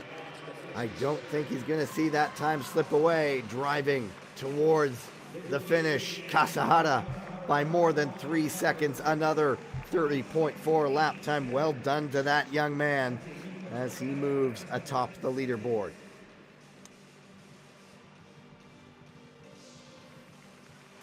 And that nearly 9 seconds, more than 9 seconds bettering his personal best. So Kasahara, Japan's men, already a force in the sprints. And you can maybe start to wonder what kind of talent they have coming down the line in the distance category.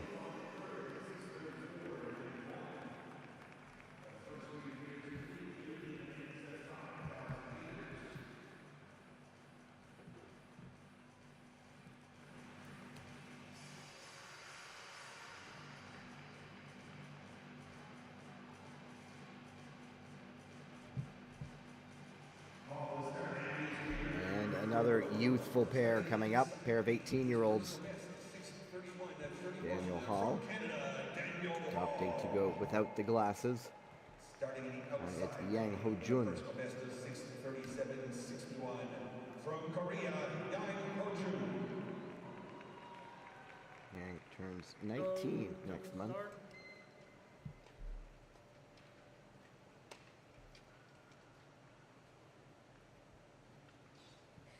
Red.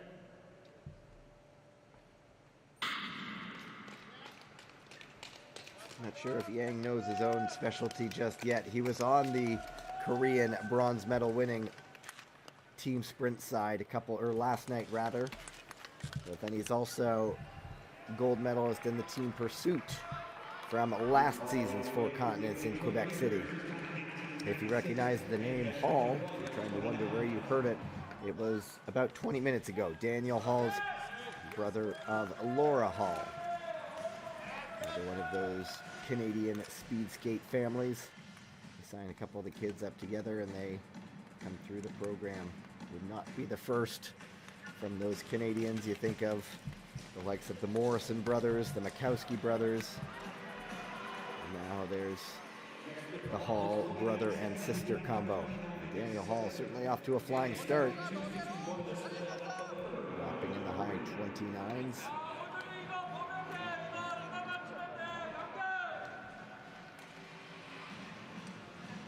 Yang also does a World Junior Mass Start gold medal.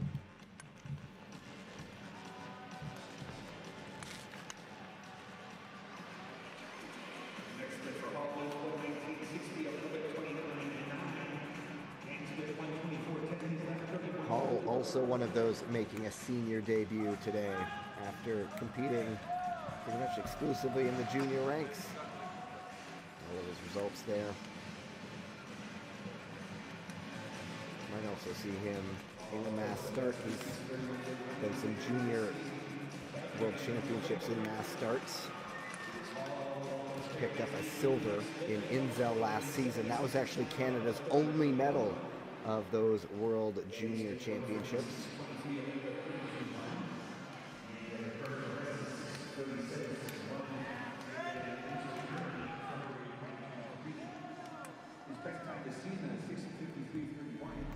Still to come. Tobias Blumen will go in the final pair. If you're looking for a favorite, that might be him. Graham Fish, another Canadian who had a bronze on this ice in Salt Lake back in 2020 in the World Single Distances. He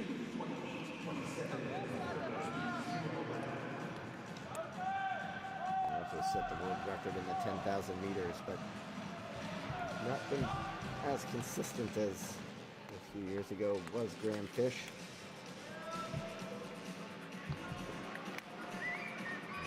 What Hall can do here. Currently 3 seconds to the good. Lapping in the low 30.3s.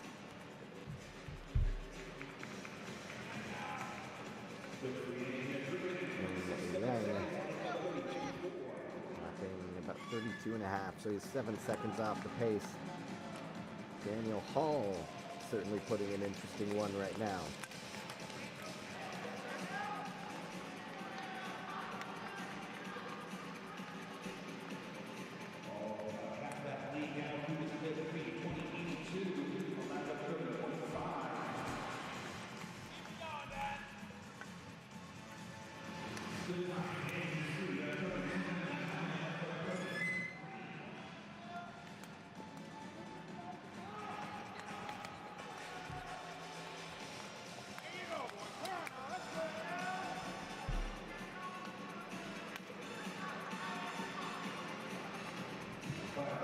Hall now perhaps seeing it slip a little bit. 30.7 that last lap time. He has 3 seconds on Kotaro Kasahara. Opting for the no glasses look. So it certainly has been Canada's day here so far, with Dubreuil and Malte atop the podium in the men's 500 meters and the women's 3,000. Hall now losing about half a second there. Seeing it start to slip away.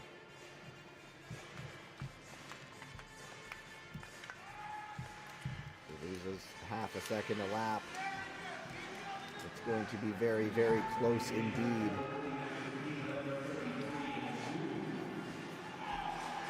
To be a little bit adrift there. Like we see him finishing off his race. Hall with 3 laps to go now. 31-1 now, and it's another pretty healthy chunk taken out. Still holding 1.9 seconds. We saw Kasahara lapping in the 30.4s.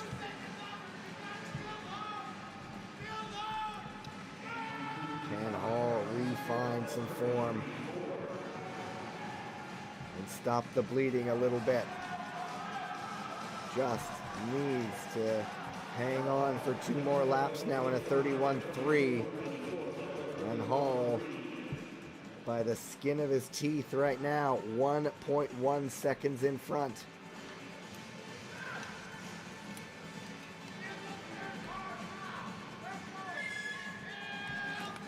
On his senior debut, Daniel Hall comporting himself quite well, showing no fear. Is he still in the green? Coming up to the bell. Last time split, now he's in the red. 32-second lap time. He's now about half a second down. And barring some injection of pace that we don't expect, Kotaro Kasahara will survive his first challenge. But the eternal challenge in these distance races is skating a complete race. And Hall held on for as long as he could. He'll bring this one to the line. And we'll see what kind of time he can set. It is 32.56 the last lap time. 6:29.40 overall. And he is second for the moment.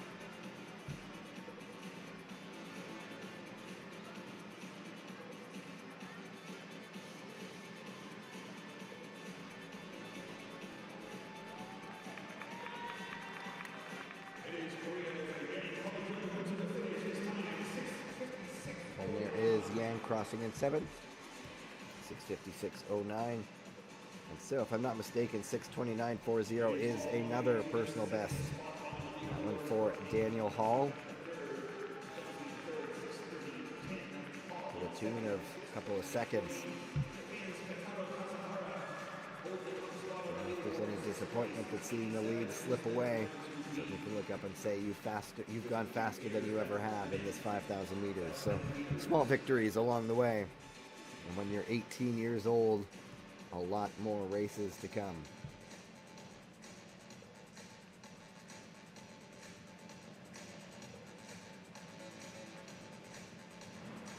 Another Canadian coming up in the next pair. And on the inner lane, it's Seitaro Ichinoe of Japan.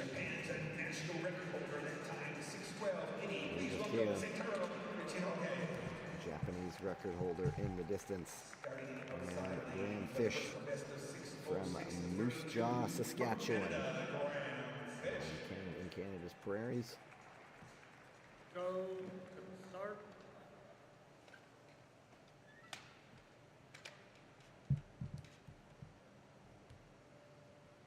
Red.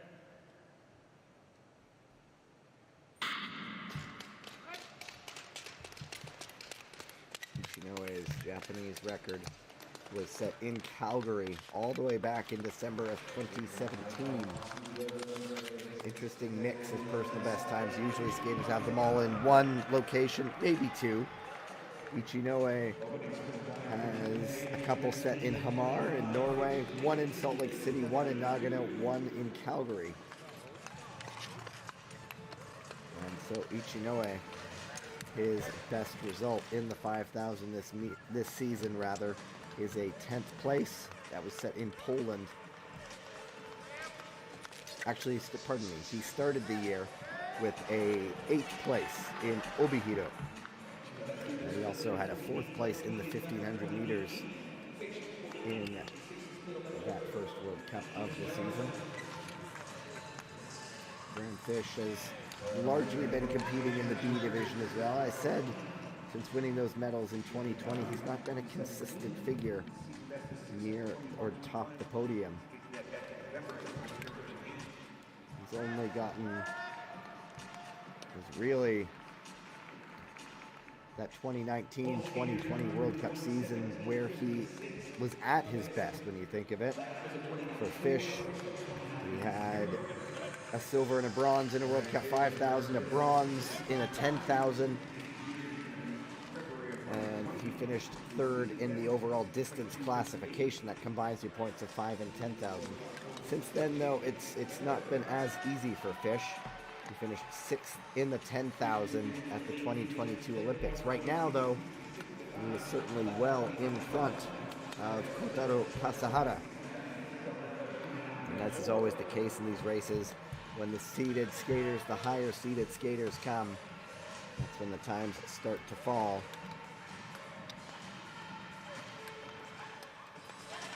Of course, that culminates with Ted Jan Blumen.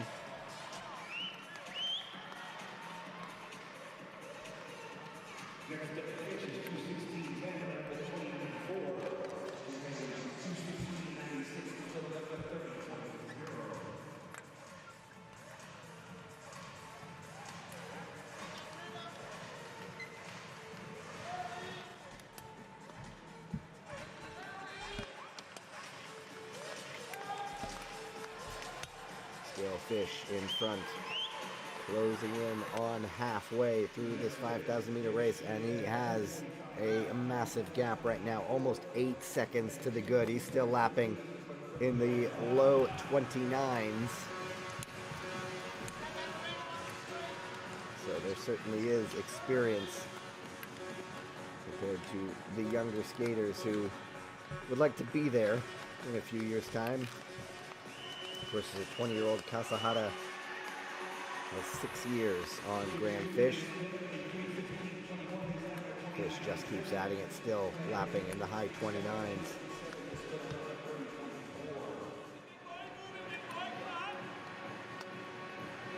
Fish's personal best in the 5,000 was set on this ice at that World Championships.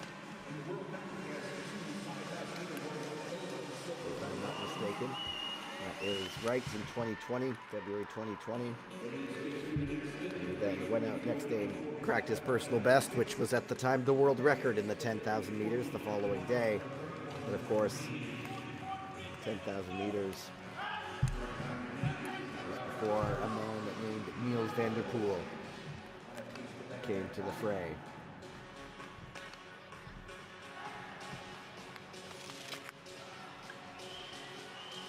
What is amazing about Van der Poel's 10,000 meter record is that was said it was in Beijing at the Olympics. When you say it's supposed to be slower ice, perhaps it's not as impactful in a longer distance race, but still, that 10,000 meter record could stand for a long, long time. But Graham Fish, I'm sure, enjoyed having it for almost 2 years.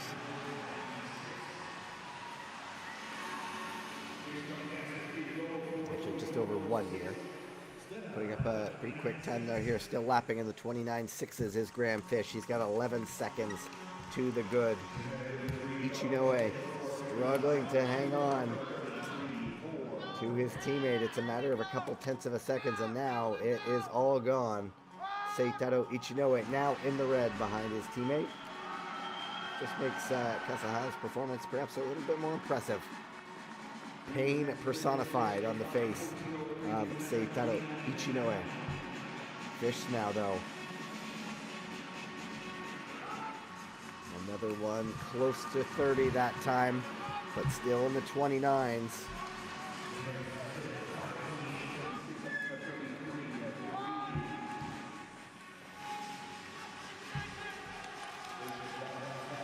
Open a little bit, trying to suck in what air he can. As he comes up to the bell, 1 lap to go.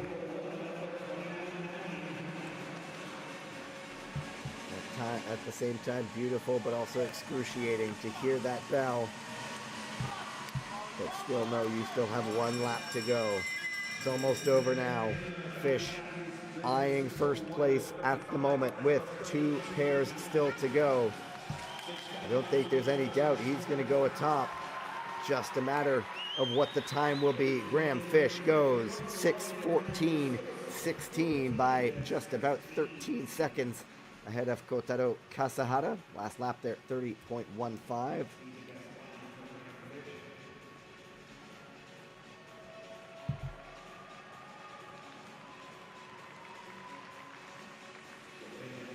So it's about 8 seconds slower than his personal best. Skated on the same ice, but of course different conditions, different days. How were they heating it? How were they cooling it? But there is a new man atop the leaderboard. 23-year-old, 26-year-old rather, Graham Fish of Canada.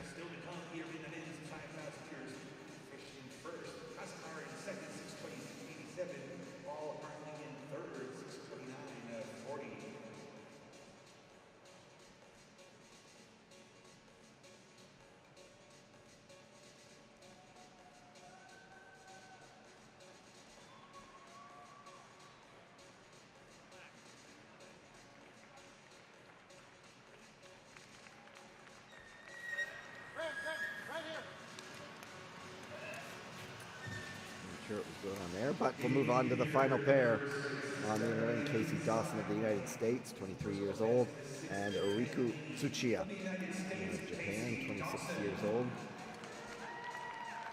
There's Dawson is in computer engineering. As you imagine, at the University of Utah, a lot of these students balancing work or skating and school. Go to start.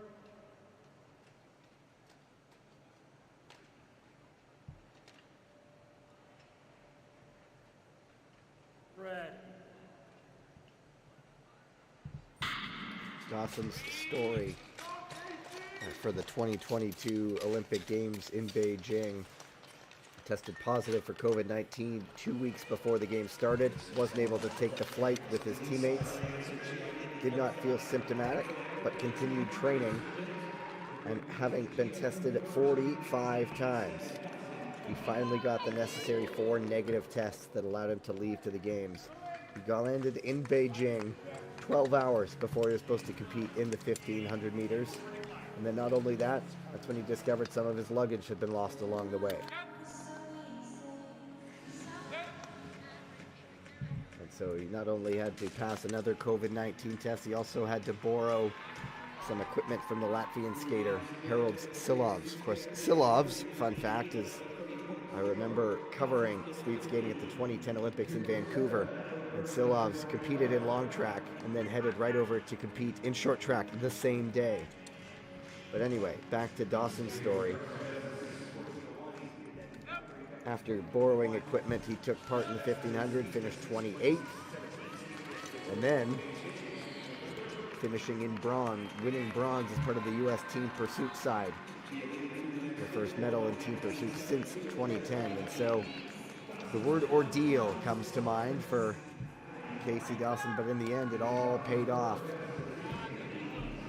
with an Olympic medal.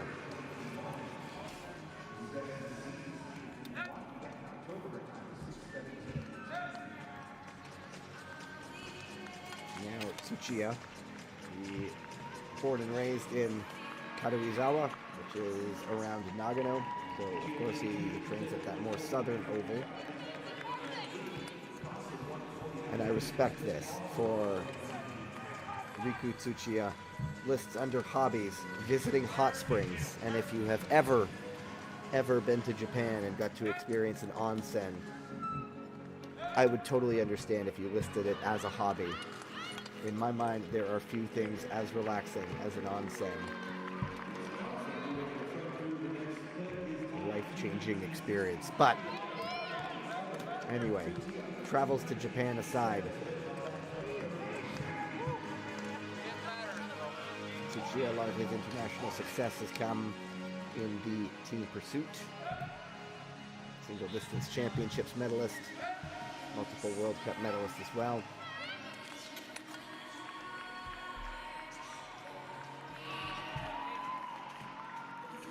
Tsuchiya actually teamed up with Seitaro Ichinoue, who we just saw in the previous pair, and Shane Williamson to become the first male ski skaters from Japan to win a team pursuit medal at the World Single Distance Championships. Ironically enough, silver 2020 right here in Salt Lake City. And it's certainly pretty close between these two right now, with Dawson out in front. We're past the halfway mark now. Dawson has got 4 seconds off the time set by Fish. And we know Fish didn't really lose much time on his laps. So Dawson's going to have to find something, either he or Tsuchi actually. They're lapping pretty consistently right now, pretty close to each other.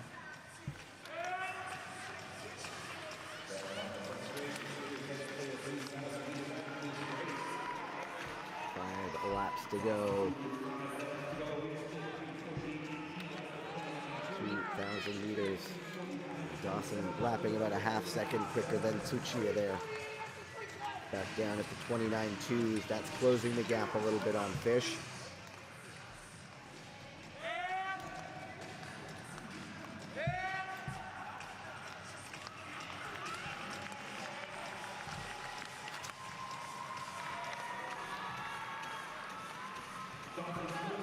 And closing it again. Look at that, 29.8. What does Dawson have left in reserve? He is certainly closing the gap right now.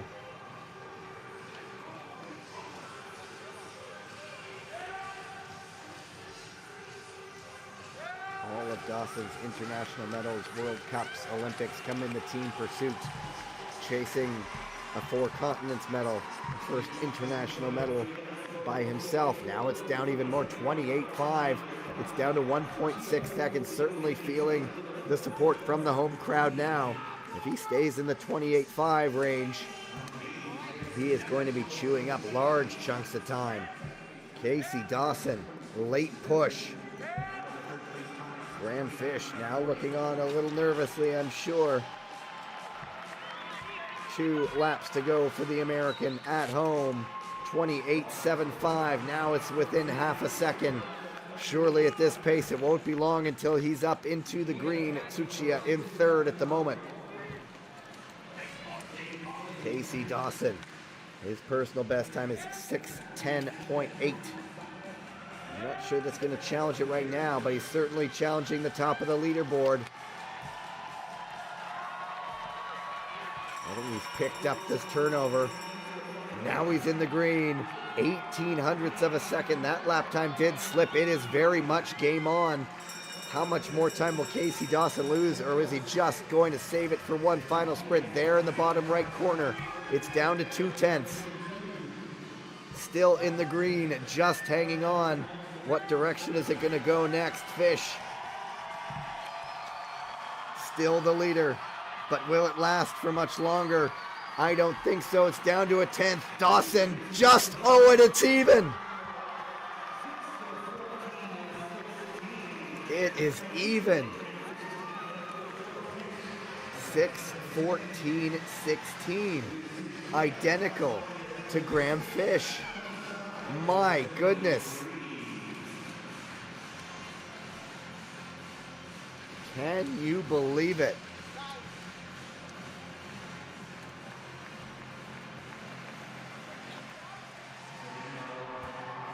For this, do you go to the 1,000th of a second?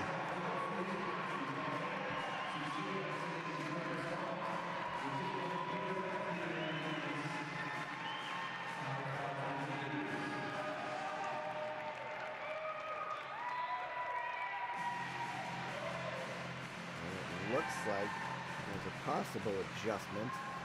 I see now Graham Fish at 6:14.16. And so Dawson might be alone in first by 2/100ths of a second.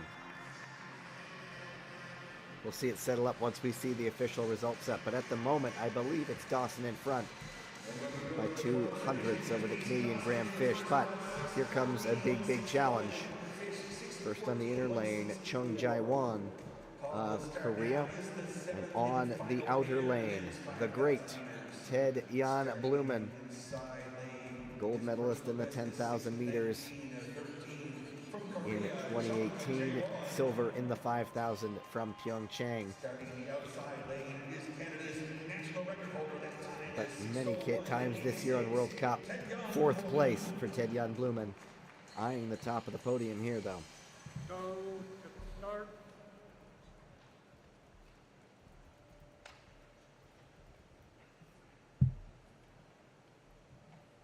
Ready.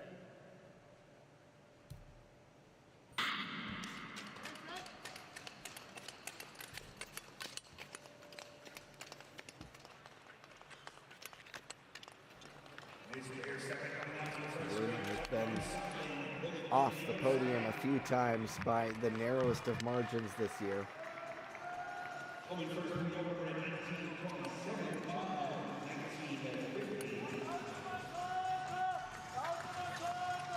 But here, there's no Sander Eitrem, there's no Davide Giotto, there's no Patrick Roost. So Blumen was 4th in Beijing in this distance. They did a 10,000 in Stavanger, where he was silver medalist behind Davide Giotto.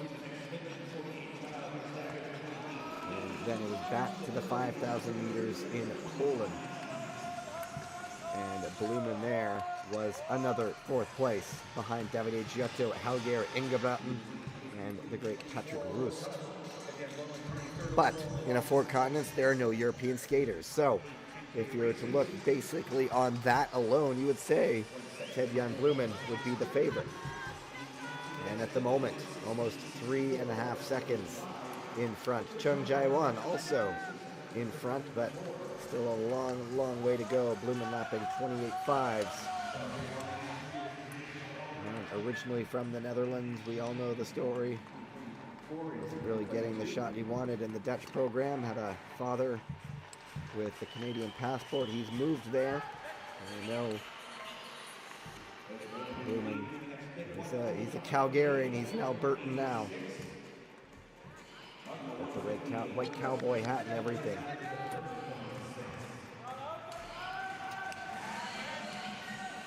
Again, Blumen, 5,000 meter world champion on this ice in 2020.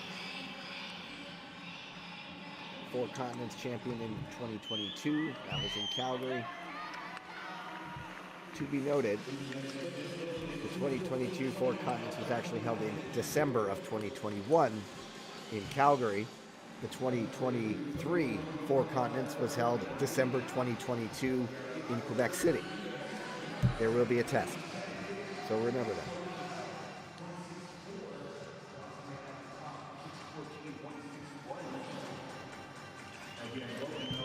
Next weekend, Blumen will be up against all of those skaters from Europe who are not here this weekend, who were skating 2 weeks ago in Heerenveen. But for now, he's at about a 29.3 clip. He's got 6 seconds almost in the bank. And Blumen perhaps on course for a second 5,000 meter 4 continents championship. Into the second half of the race now. Another lap in the 29.7s. Wondering if it's maybe slipping too close to 30 a little too early. But we shall see.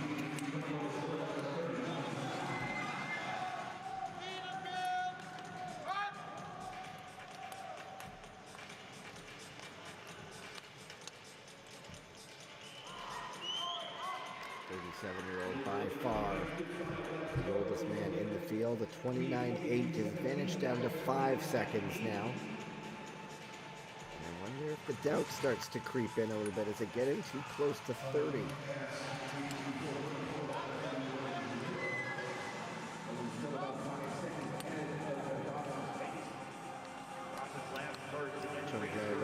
Started quickly, but obviously not able to maintain it at the same pace. This will be an interesting lap time for Blumen. He is now into the 30s. The lead is down to 3.5 seconds. At what point do you start to wonder if maybe he's not sustaining it? Casey Dawson will start to pay a little more attention here, looking up at the board. Every time Ted-Jan Blumen will come around. It will be an interesting time check. Can he stop the bleeding a little bit? Getting into the 30 seconds a little bit too early. 3 laps to go now.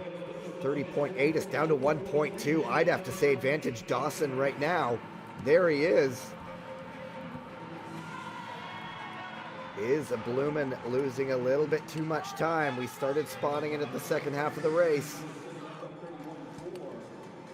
What does he have in reserve? A vast amount of experience, we know that. Can he shift it back up? Shift it late. Keep his advantage. 2 laps to go, and he is now in the red. Dawson celebrates. I think he knows. Blumen, 600ths of a second. He might even slip behind Graham Fish into third.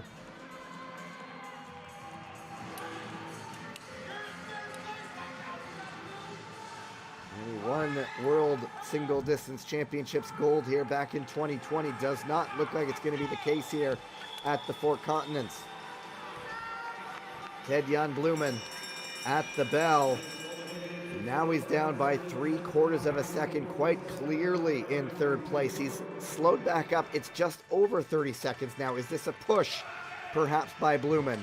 Is there something in reserve? He pulled that lap back a little bit. The bell is for Chung, but we're all watching. Ted-Jan Blumen, can he pull back 3/4 of a second on the final lap? Trying to hang on for third place. And he does just that. Whoa, my, he closed it right back up. In the end, 800ths of a second back. 29.65 on the last lap. So Ted-Jan Blumen dug deep, but just not enough.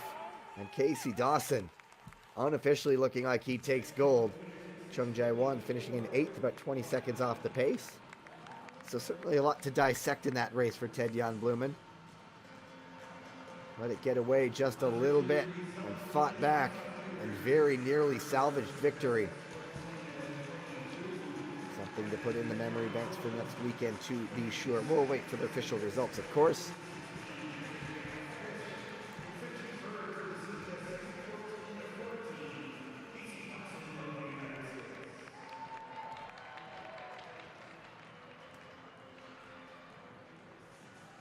It's the first international individual medal for Casey Dawson.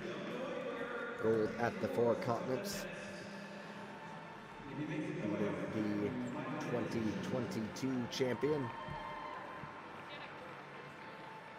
So today, when we give out this final medal, another time we'll hear the Star Spangled Banner. So it's only been O Canada and the Star Spangled Banner today. There it is, confirmation. Dawson by 200ths of a second. And then another 600ths of a second to Ted-Jan Blumen before a bit of a drop down to 4th and 5th place. But imagine that, 5,000 meters separated by 8/100ths of a second. So we will take one final pause here. They'll give out the medals, and then we will be back after the U.S. National Anthem to sign things off from Utah, from Salt Lake City. Stand by.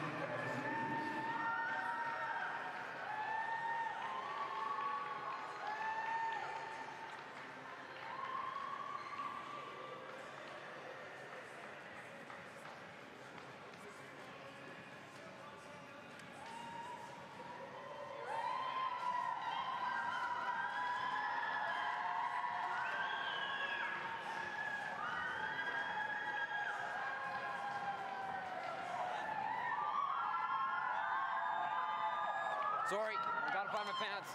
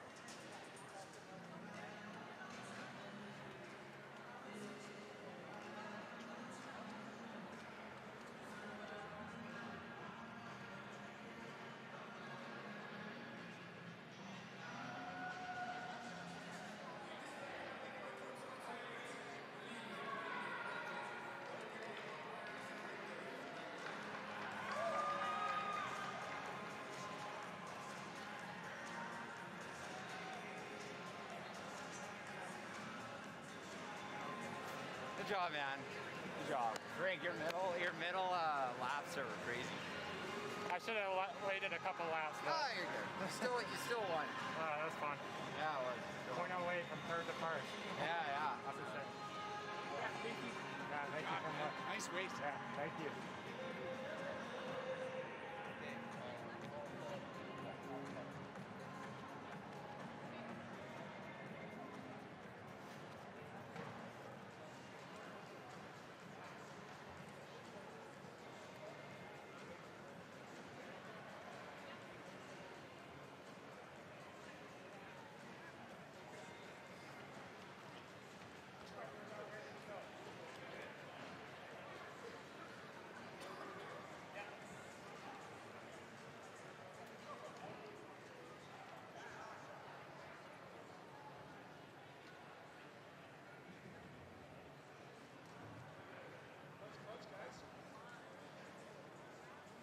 I can't believe I missed this while finishing last.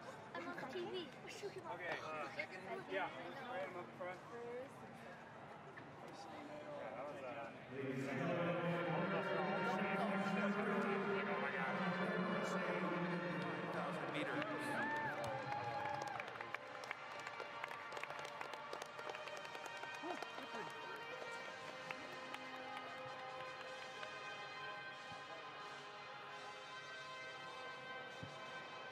Presenting the awards will be Frank Lynch, a major U.S. speed skating supporter.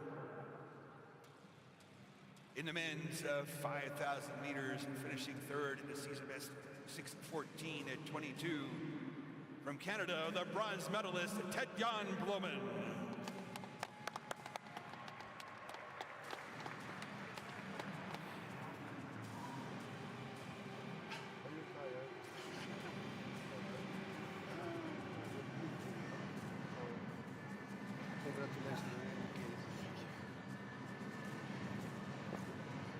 Careful, I was having trouble with this mat still. Finishing second with a season best time of 6:14:16 from Canada, the silver medalist Graham Fish.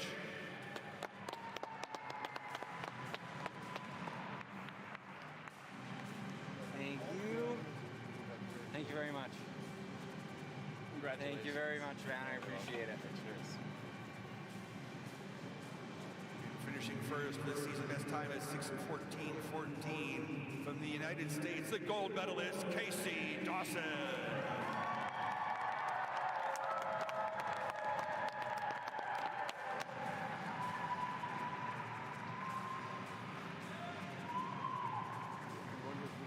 Thank you so much. Thank you. Congratulations, Casey. Thank you so much. Go Miners. Yeah, go Miners. Ladies and gentlemen, to honor our 5,000 meter four continents champion, this time we'd like to ask everybody to please rise, if you are able, for the national anthem of the United States of America.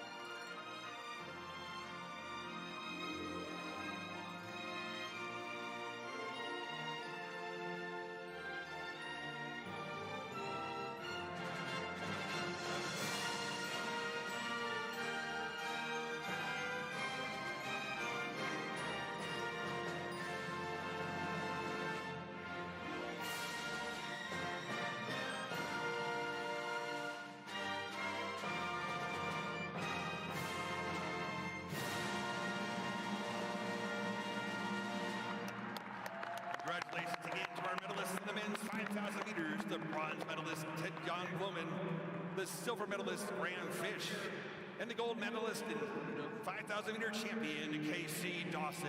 For the second time today, the Star Spangled Banner plays at the Utah Olympic Oval.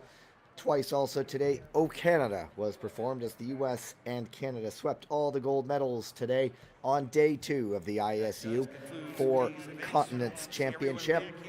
Still plenty more action to come tomorrow. Team pursuit, women and men, 1,000 meters for both, and as well the mass start to wrap things off. I'm going to sign off for now. I'll be back again tomorrow at the same time. Happy to guide things through as usual. My name is Gavin Day. Until tomorrow, everyone. Goodbye.